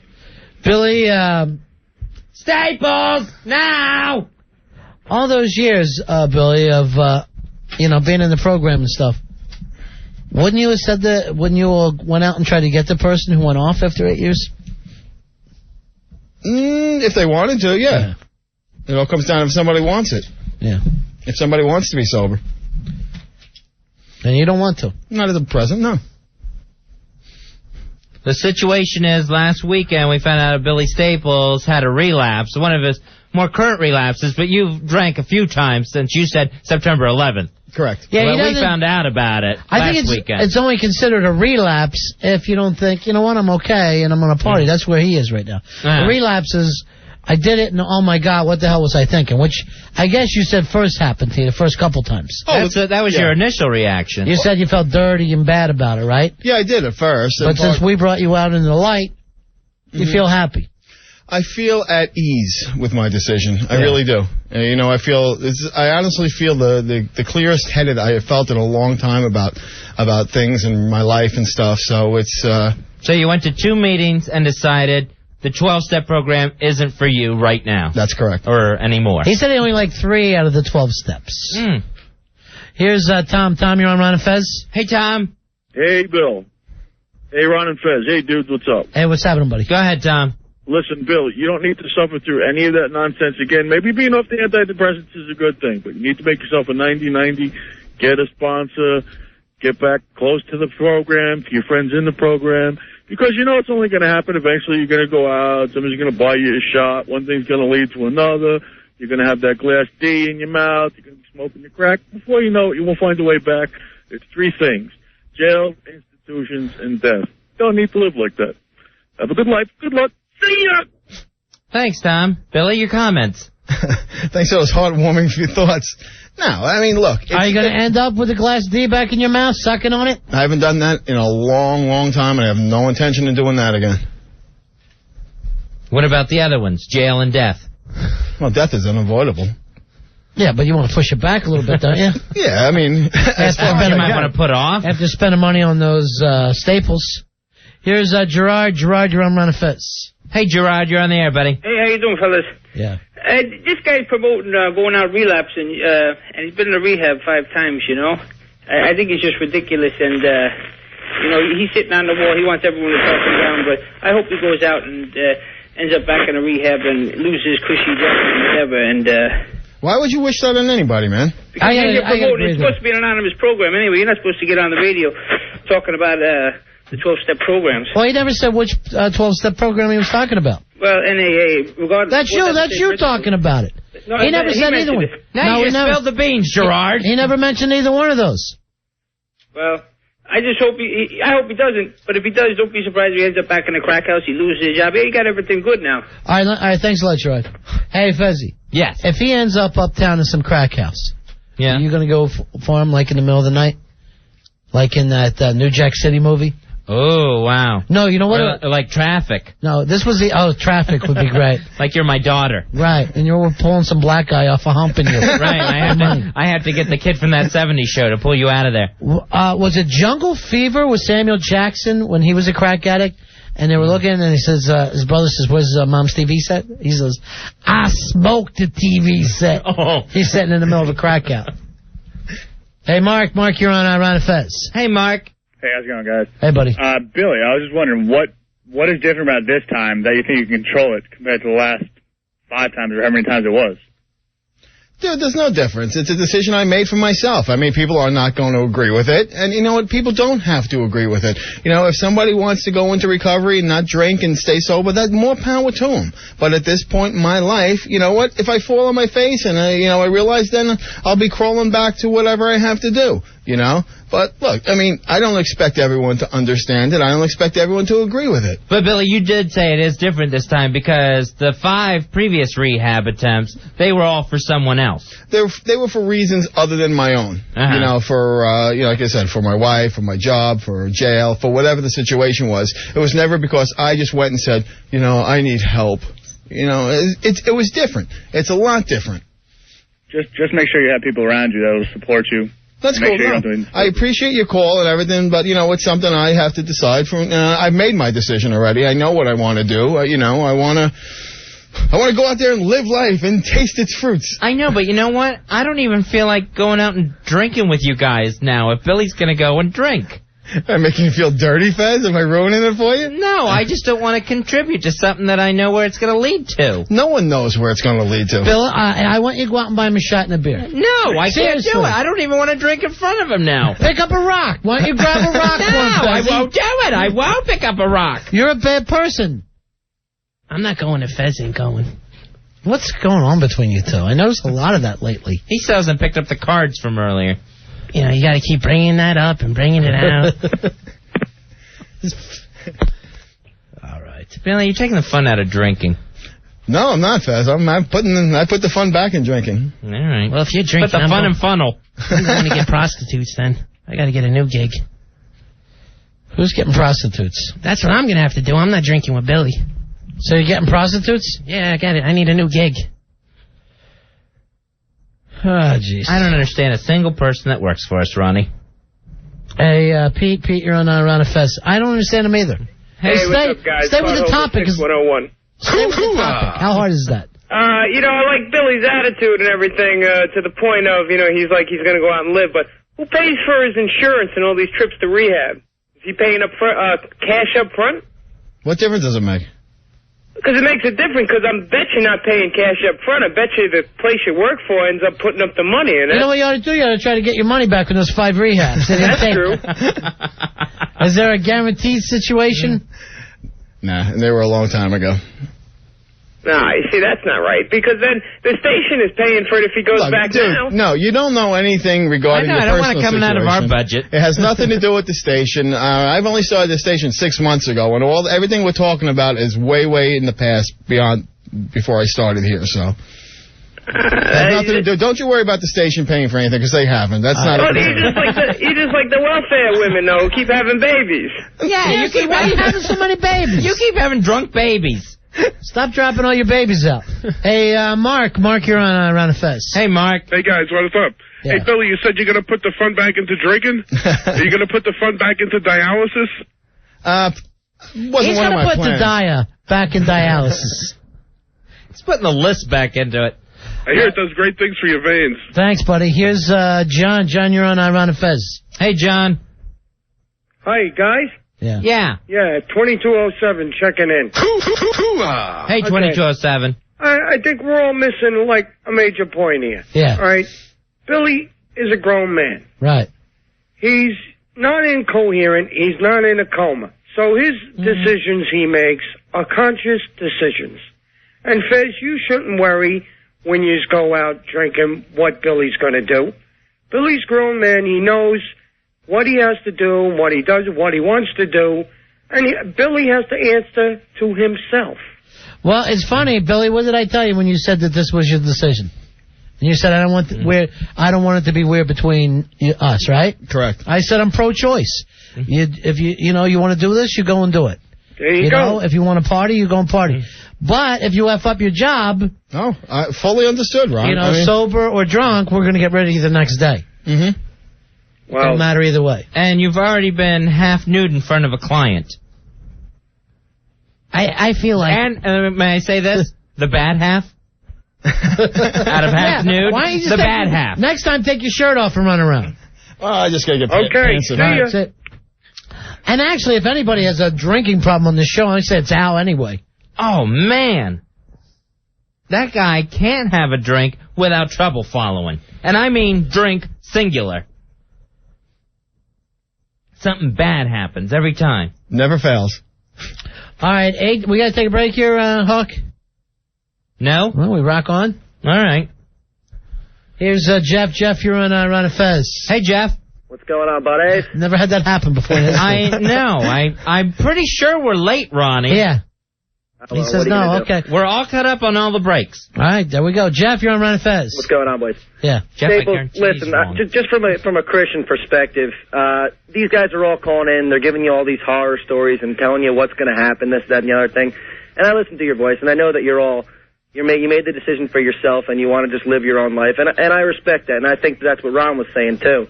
But I think what you need to do is you need to take what the warnings they're giving you, and you need to respect them, and you just need to make sure that you don't slip up and find yourself naked, dead in your own vomit somewhere. I mean, that's all these people are saying to you. No, I understand that. All three are embarrassing. And I don't dismiss any of it either, and I appreciate the call. All right. Yeah, like the other guy said, I'm a big boy. I can make my own decision. You started to say you're a growing boy. All right, but You started eating beer for his bones. Thanks for the call, man. You better not be growing. Hey, Eric, you're on Ron and Fez. Yeah. Hey, Eric. You two should climb off Billy's back. Does he do his job? Not really. Is he drinking at work? No. Then what problem is it if he... No, wait a minute. All right. He did drink when he was with a client. First of all, bitch, before you do that, listen to what we just said. We said we had no problem with it, right?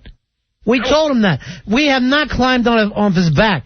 But if your friend is into something for 8 years and he suddenly changes his life, you should check in with him. Well, I did check in with him. for somebody else for 8 years who thought he had a problem. Maybe he doesn't have a problem.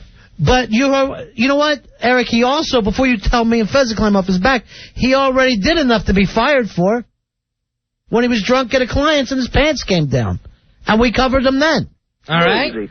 But if you say one more word to me, I'll fire Billy just out of spite.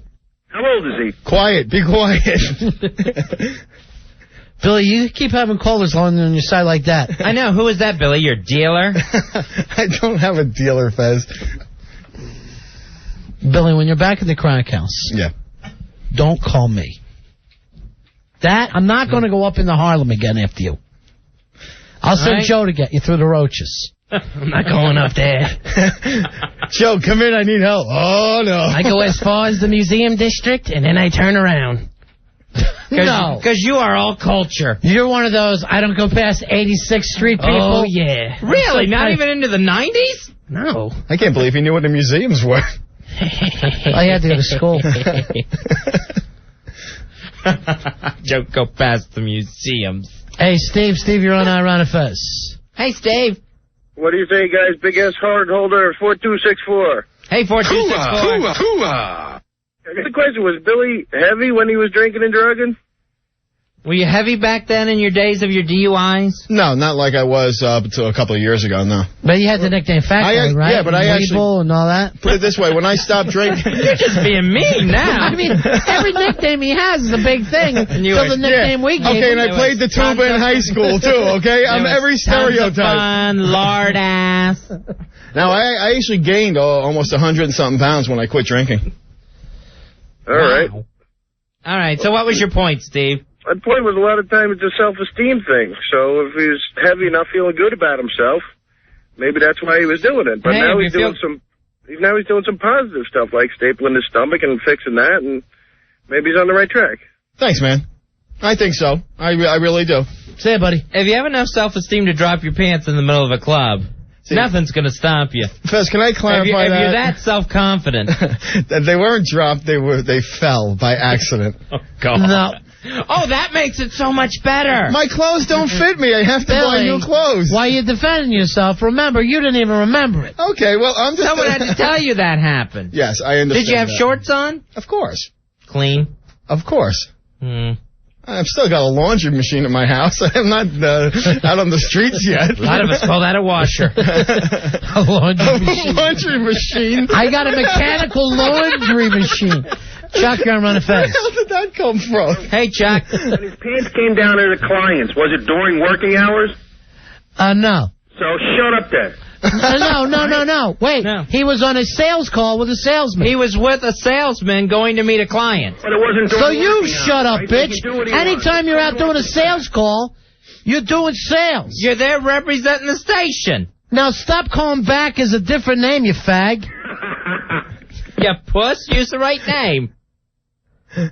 He's so proud of himself right now. You know what? You're fired because of that guy. We're letting your ass go. If you being around means that guy's going to keep calling and being a dick. You fire the phone screener. No, you know are the phone screener. But you were there as part of a work situation, and it was a sales call. And no one busted your balls over that, right? In all honesty, that wasn't actually a sales call. The first one we went to he goes, let's just go over here and hang out because I know them and they'll take care of them. No, that's a client's. It's a client, Okay. right? So that's a situation. All right, I understand that. And it's a salesman. Okay. That you're with. All right, you know what? Let's check and have Al come in since he's the one who reads all the corporate handbooks. Right, true. Get Dukes in here. Alcoholic. Al. Yes. Give us what your book on this says, as somebody in lower to mid management. Your type of job, Billy, and sales is not a 9-to-5 job. If you're at a sales place with a sales guy and it's 3 o'clock in the morning, that's a sales call. Okay. Still representing the station, is that right, Al? And let me tell you something too, Billy. You go to Madison Square Garden at a some kind of a function, a concert, a sporting event, you get drunk, get in a fight, that comes back here, you could get fired for it easily. Mm-hmm. The union can't protect you then, because you're a public figure. Right. Just because you're not sitting at the phone screening station doesn't mean you got carte blanche. No, I understand that.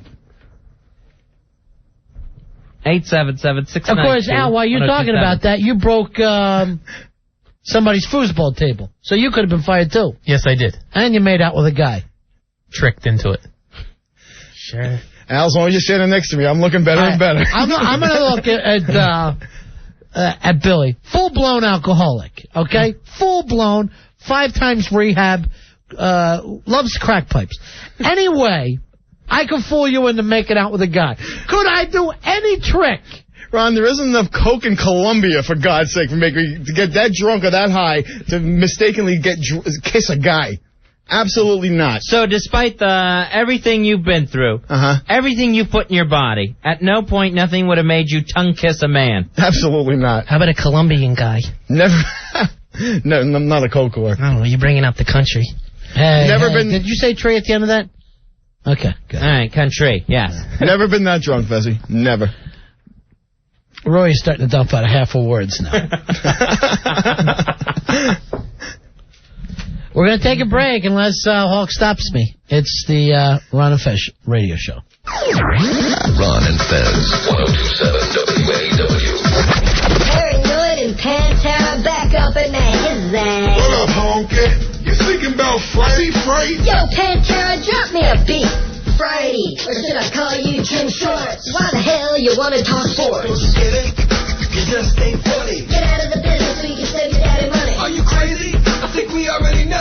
You had a conversation with yourself on the show. Are you okay? I'm kind of worried for you, brother. The girl that you love is engaged to another. It just ain't right. I don't want to be a preacher. Stay in school and become a gym teacher. All right. Frighty Frights last night with us tonight, Fezzy. He's our intern. The moments we've had with him. Why isn't standing in here right now when we told all the producers, yeah, we're going to do the last break talking to Frighty Fright? So he's nowhere to be found, of course. Frighty, you coming back for the party on Wednesday? Yes, I will. Good. Nice. Frighty Fright, do you think you've learned anything? What have you learned most? Your internship with the Ron and Fez show. I think overall how a radio station runs, because I've never been in a professional radio station before. Like crap. Foster cluck? Well, sometimes. Yeah. Al was a good mentor. Would you? Oh, please. Would you say that this? Do you think this radio station runs well? Yeah, the shows. You've always put on good shows. What's the highest point for you during your radio career so far? What was the most exciting, fun thing you got to do? Your favorite thing? I think just being on the air overall, because I never expected that. And what was the low point for you? Maybe Jim Shorts. Just being on the air. The famous night of Jim Shorts. That didn't work too well. You had the Jim Shorts. That was bad. Mm-hmm. You had the night that you were throwing up. Yes. Oh, when you tried to do the spelling heat and you were taking the hot sauce. That's and right. then also the night that I grabbed your shirt and was walking you down the stairs, chucked you outside. That's true also. Yeah. And there was the night Lisa Croft punched you in the jaw twice. But I got lap dances also that night. Oh, yeah, right. Was that a highlight? Yeah, and I was dressed as a woman twice. Oh, that's right. You went out in drag. You want to dress as a woman Wednesday night? Oh, you can? Sure. All right. Great. Excellent. Now, I was telling Ronnie earlier that, you enjoy sports and you want to do Mad Minutes for the sports guys. That's true. Now, I talked to Olive, their producer, and he said, I really wanted to get more stuff from this Frighty Fright kid. And he never got it. Did anyone tell you that the sports guys were waiting for more stuff? I will have it to them later this week. Did anyone tell you? Did you know? Al had said for last week, but we never recorded it. So you didn't find out until last week that they were waiting for more stuff? No, that's the first time he told me to do a couple more.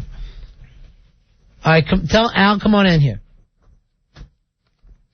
Al, what happens with this kind of stuff? Not to bust your balls, but what happens? Nothing. I told him that the sports guys were looking for more of his stuff. When did you tell him that? I told him that as soon as Olive told me. And I said, I don't think we're going to do it. Why does everybody think that you lie, Al? I don't know. The kid is busting his ass to get a gig. But honestly, Ronnie, seriously, did any of this come up until I talked to Olive myself? We never would have heard a word about it. This is my thing. I told Frighty Fright. Yeah. And if he is someone who's dying to get in the business, if I told you the sports guys are looking for 2 reports, would you wait for me to keep bugging you to do it? I had them written for last Monday. He was ready to do it. I had them in my bag. So he doesn't know production yet himself. He's got to be... You'd never train him on production. Why not produce it for him? What I'm saying is, I told him about it. Here's what I'm trying to tell you. This kid, I told you I wanted to get him a gig, right? He's my boy. Look at him. That's my little boy right there. That is? Frighty Fright is my boy. That kid? When we decided to try to help him. Oh, okay. After he ate the hot sauce for us and did all the cool stuff. Oh, and the push-ups. Yeah. And I also know he's got he gets along great. He's good to his parents. He's really just a nice all-around young man. Take care of him. I said, let's get him in. Bust his ass a little bit. Now, here's the other reason why I think you're a liar, Al.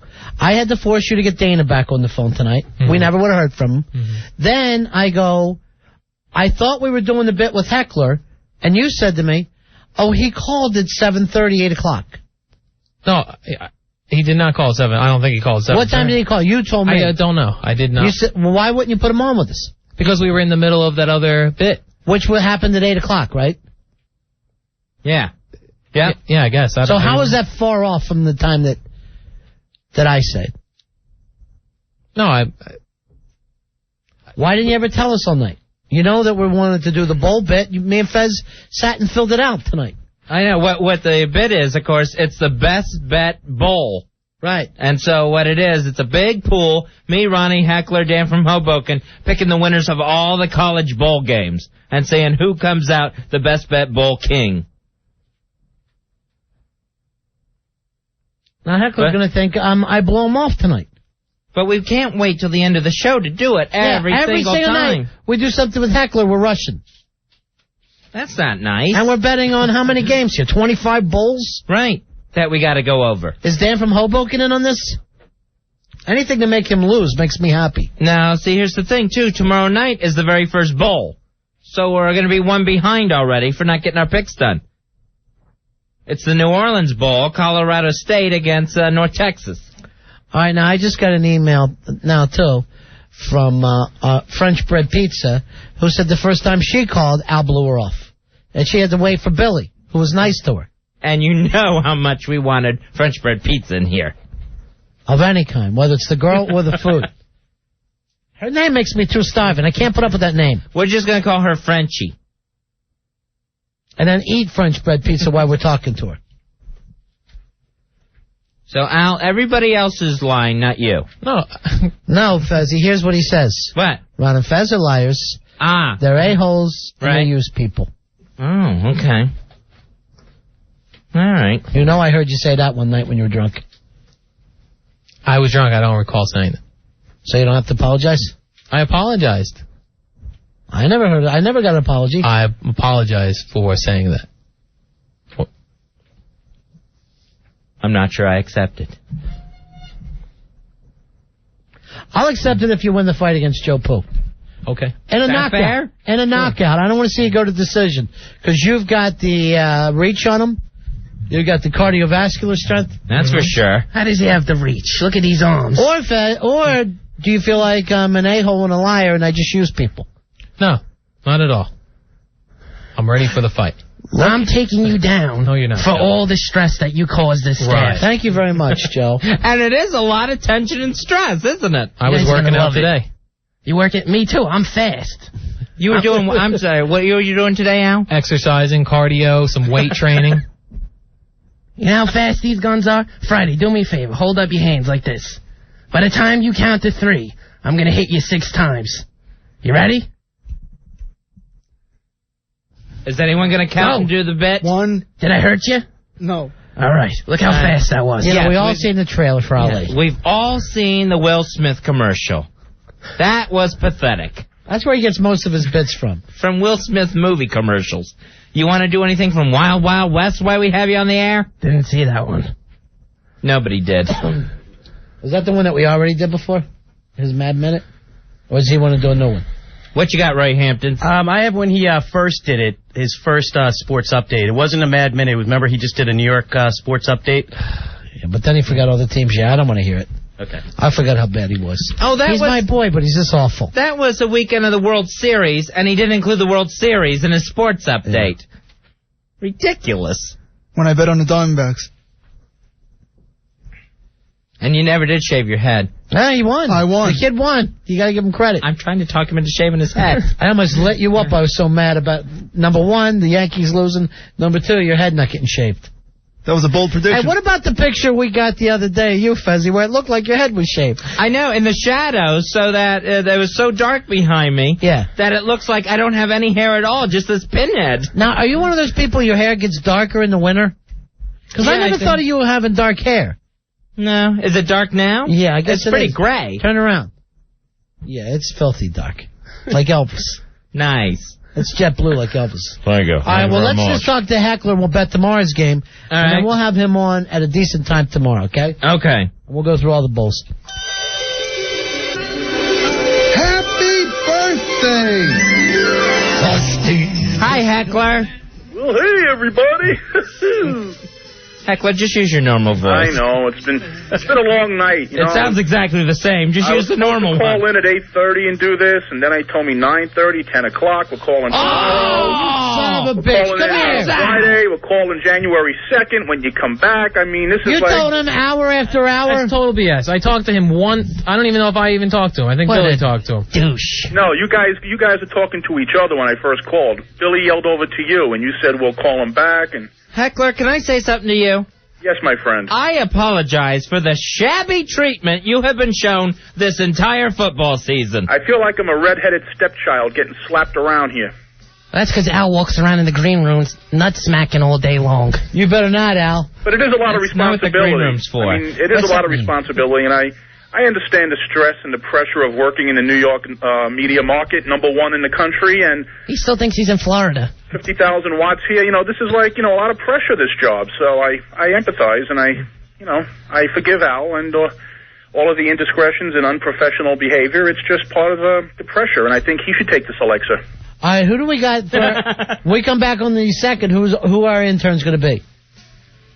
We have a girl named Rachel. Yeah. And I'm still talking to a couple other guys. What about the kid who is Frighty Fright's best buddy, who was up that day? He seems like a good kid. He's sent me a lot of ideas, too. I'm pretty sure he didn't want to do this semester. We've talked to him. He's writing to me right now saying, I've been waiting to hear from Al, and I didn't get to meet Craig Schwab that night, even though he's there. What's up with that?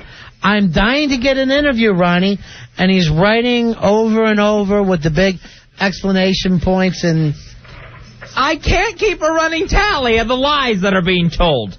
Have your buddy call tonight, okay? Frighty Fright. And can we make sure that he's able to get credit, that he got a letter from his school? I mean, you're not finding out. The guy's saying I'm dying for it. Right. And you tell me he's not able to? I'm saying that I have a list from that night that people called in complaining. I got all their phone numbers. I called them all. I told them who they had to talk to and what they had to send, and many of them didn't do a thing. I don't know if he's on that list. You remember him. He met you that night, right? He's like a bald-headed kid, right? Yes, I do. The whole thing would have been finished that night if you had just pointed him and Craig Schwab in the same direction while they're passing each other in the green room. All right, Pantera says Big Jim has been bugging for one. Al, you like a gay Judas. You would sell Ron and Fez for 30 silver dildos, wouldn't you? Is that right? You're going to sell me for 30 dildos? Silver ones? No, I don't need dildos. So, we got football, gentlemen. What's the game tomorrow? Well, tomorrow night you have the New Orleans Bowl, Colorado State versus North Texas. Well, that's a biggie. That's the granddaddy of them all, Heck. I'll be glued to the TV at 8 o'clock on ESPN2, but it's 12.5 points for North Texas. They're 5-6 this year. And then we have games on the 19th, the 20th, then Christmas, all the way up to the Rose Bowl National Championship on January 3rd. 5-6, and they get a bowl bid, Fizzy. Nice. All right, who are you picking in this? Are we doing every game or just this one? Just this one game, and then tomorrow we'll do them all. All right, cool. Well, you guys go first. You're the host. I never heard of the school North Texas in my life, so I have a feeling that this will be a no-show. Was that a Mac Davis movie? So give me Colorado State. That was North Dallas. Oh, same difference. What about you, Fezzy? Ronnie, I also am taking the Rams, Colorado State. I had no idea what either team was called. Now, where's Dan from Hoboken? He should be on the phone, too. All right, yeah, get a hold of Dan from Hoboken. Jeez!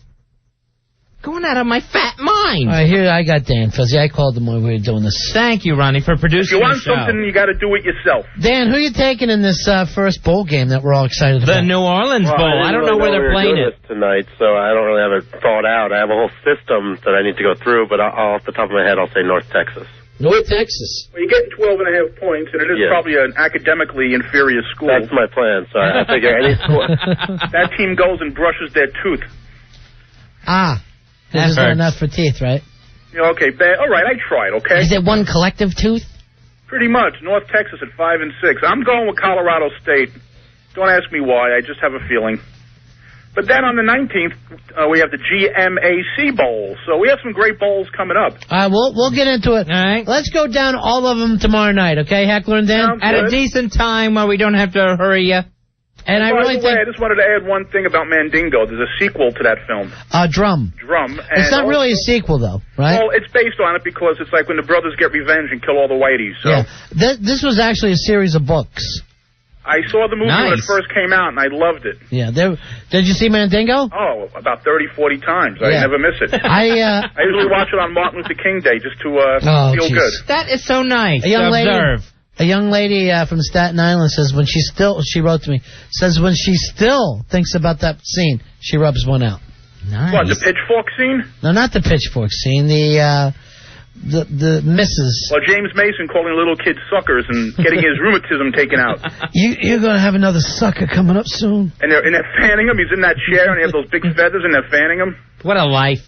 What a movie. All right, thanks a lot, By boys. the way, $100 to win on Lisa Croft. I think you have a new Martian on the show, and her name is Dana. Oh. I am not a retard. How'd y'all like to suck my ass? That's about the cruelest thing anybody can say. Well, good night, thanks, guys. We'll Talk to you tomorrow. I guess. All right. Thanks, guys. We'll do it right tomorrow. It's the Best Bet Bowl. Here's Frighty Fright's friend. Frighty Fright, did you ever talk with Al? Hello? About your friend? Just that first night. Yeah.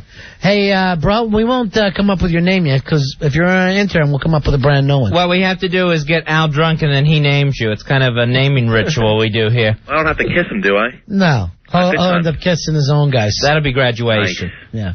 Yeah, so that night, real quick rundown was he said I was going to meet Craig Schwab. He was around the office, and, you know, one thing led to another. I didn't want to be rude, and then before I knew it, the show was over. I never got a chance to speak with him. So I put all my information on paper. Al said he'd get back to me, and I never heard from him.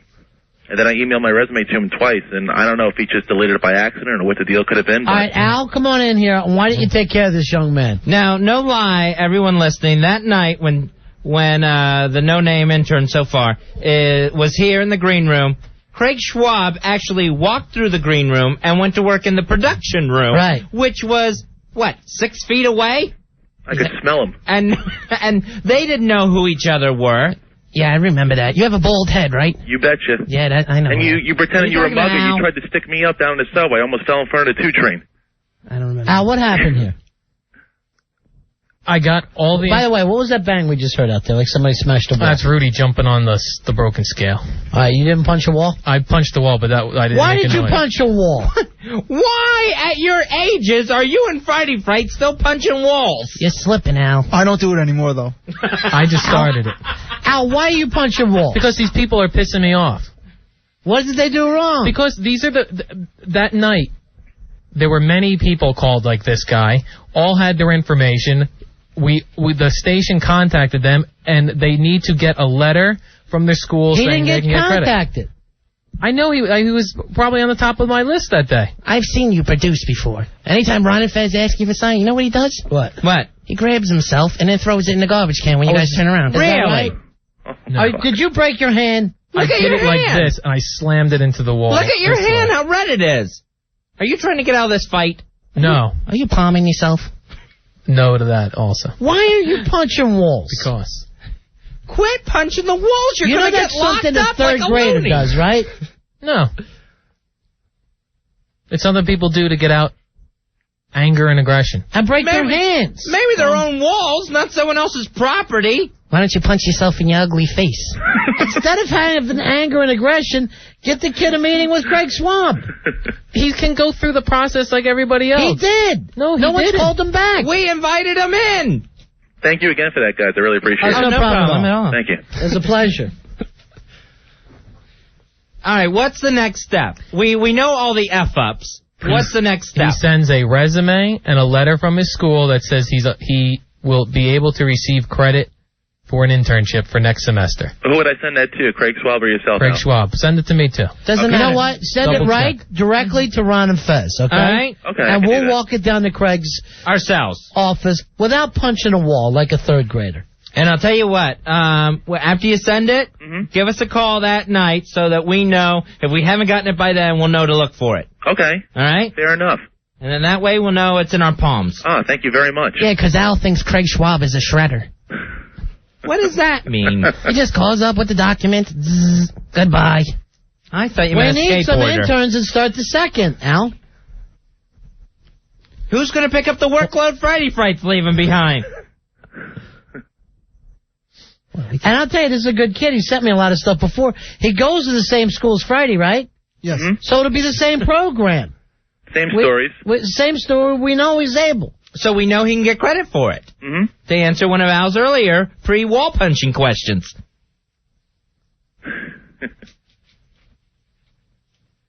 All right.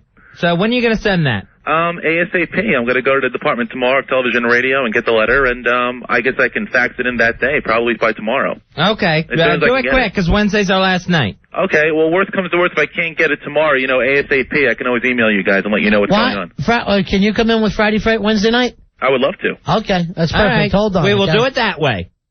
All right, you hold on. No, were you going to punch a wall now? No, I've done Because that. the kid wants to be an intern? What is there even to be angry about? What got you angry, Al? Because anytime any little thing comes up, every caller, emailer is piled on. French bread pizza, Al's never called. BS. That is Don't such be mean BS. to her. She's so hot. But it's such crap. Because it's every single person on the phone, on the email, Well, don't pick on the her name out messenger. then. It's She's already unbelievable. afraid of you. But it's We're every trying to get her person. in. And it's just Not like this. scare her After off. Billy's- Listen to us. We're trying to get her in. Right. Not scare her off. I don't want this to be some hot chick that you get a weird relationship with and then is no longer doing the show, okay? You want Billy to take over for that? I know he likes the ladies. Take over.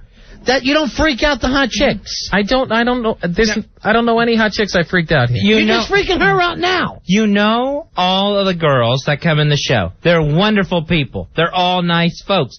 But if they think someone's mad at them, they're not going to want to come in.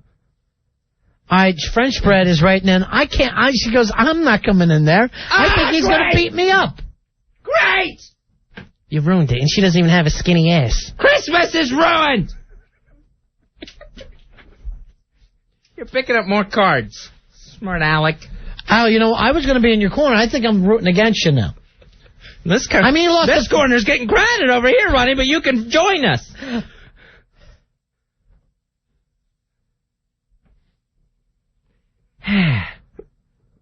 And what I'm most upset about is we've ruined Frighty Frights last night here. I'm really going to miss this.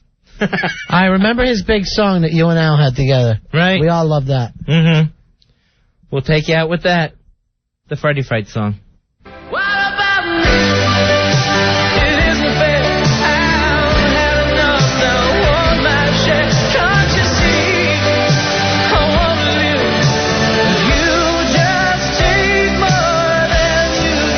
Well, I wouldn't think that anyone interning at a station in New York City would expect to be hired. He's not crazy about this in general. He has a one-track mind. I would look for more experience on the staff. Because he thinks I will remain jobless forever in this industry. I thought he would have to go into a smaller market and work his way up. I haven't been asked to do very much. He labels the envelopes for the big ass card. Like I said, I want this to be the start of something. We have 0 hired. Yes, that's the point of an internship. Working at a place for a paycheck. I'm not sure what I would hire him to do. I guess host of a show. I would be willing to start there. I wouldn't do that, no. I'm willing to learn it. I just don't want that as a career. No, I would rather not. What am I supposed to tell my internship coordinator when I go back to school? That you got some experience. Experience at what? Just looking at, even seeing how the shows are done. You did say I do good work.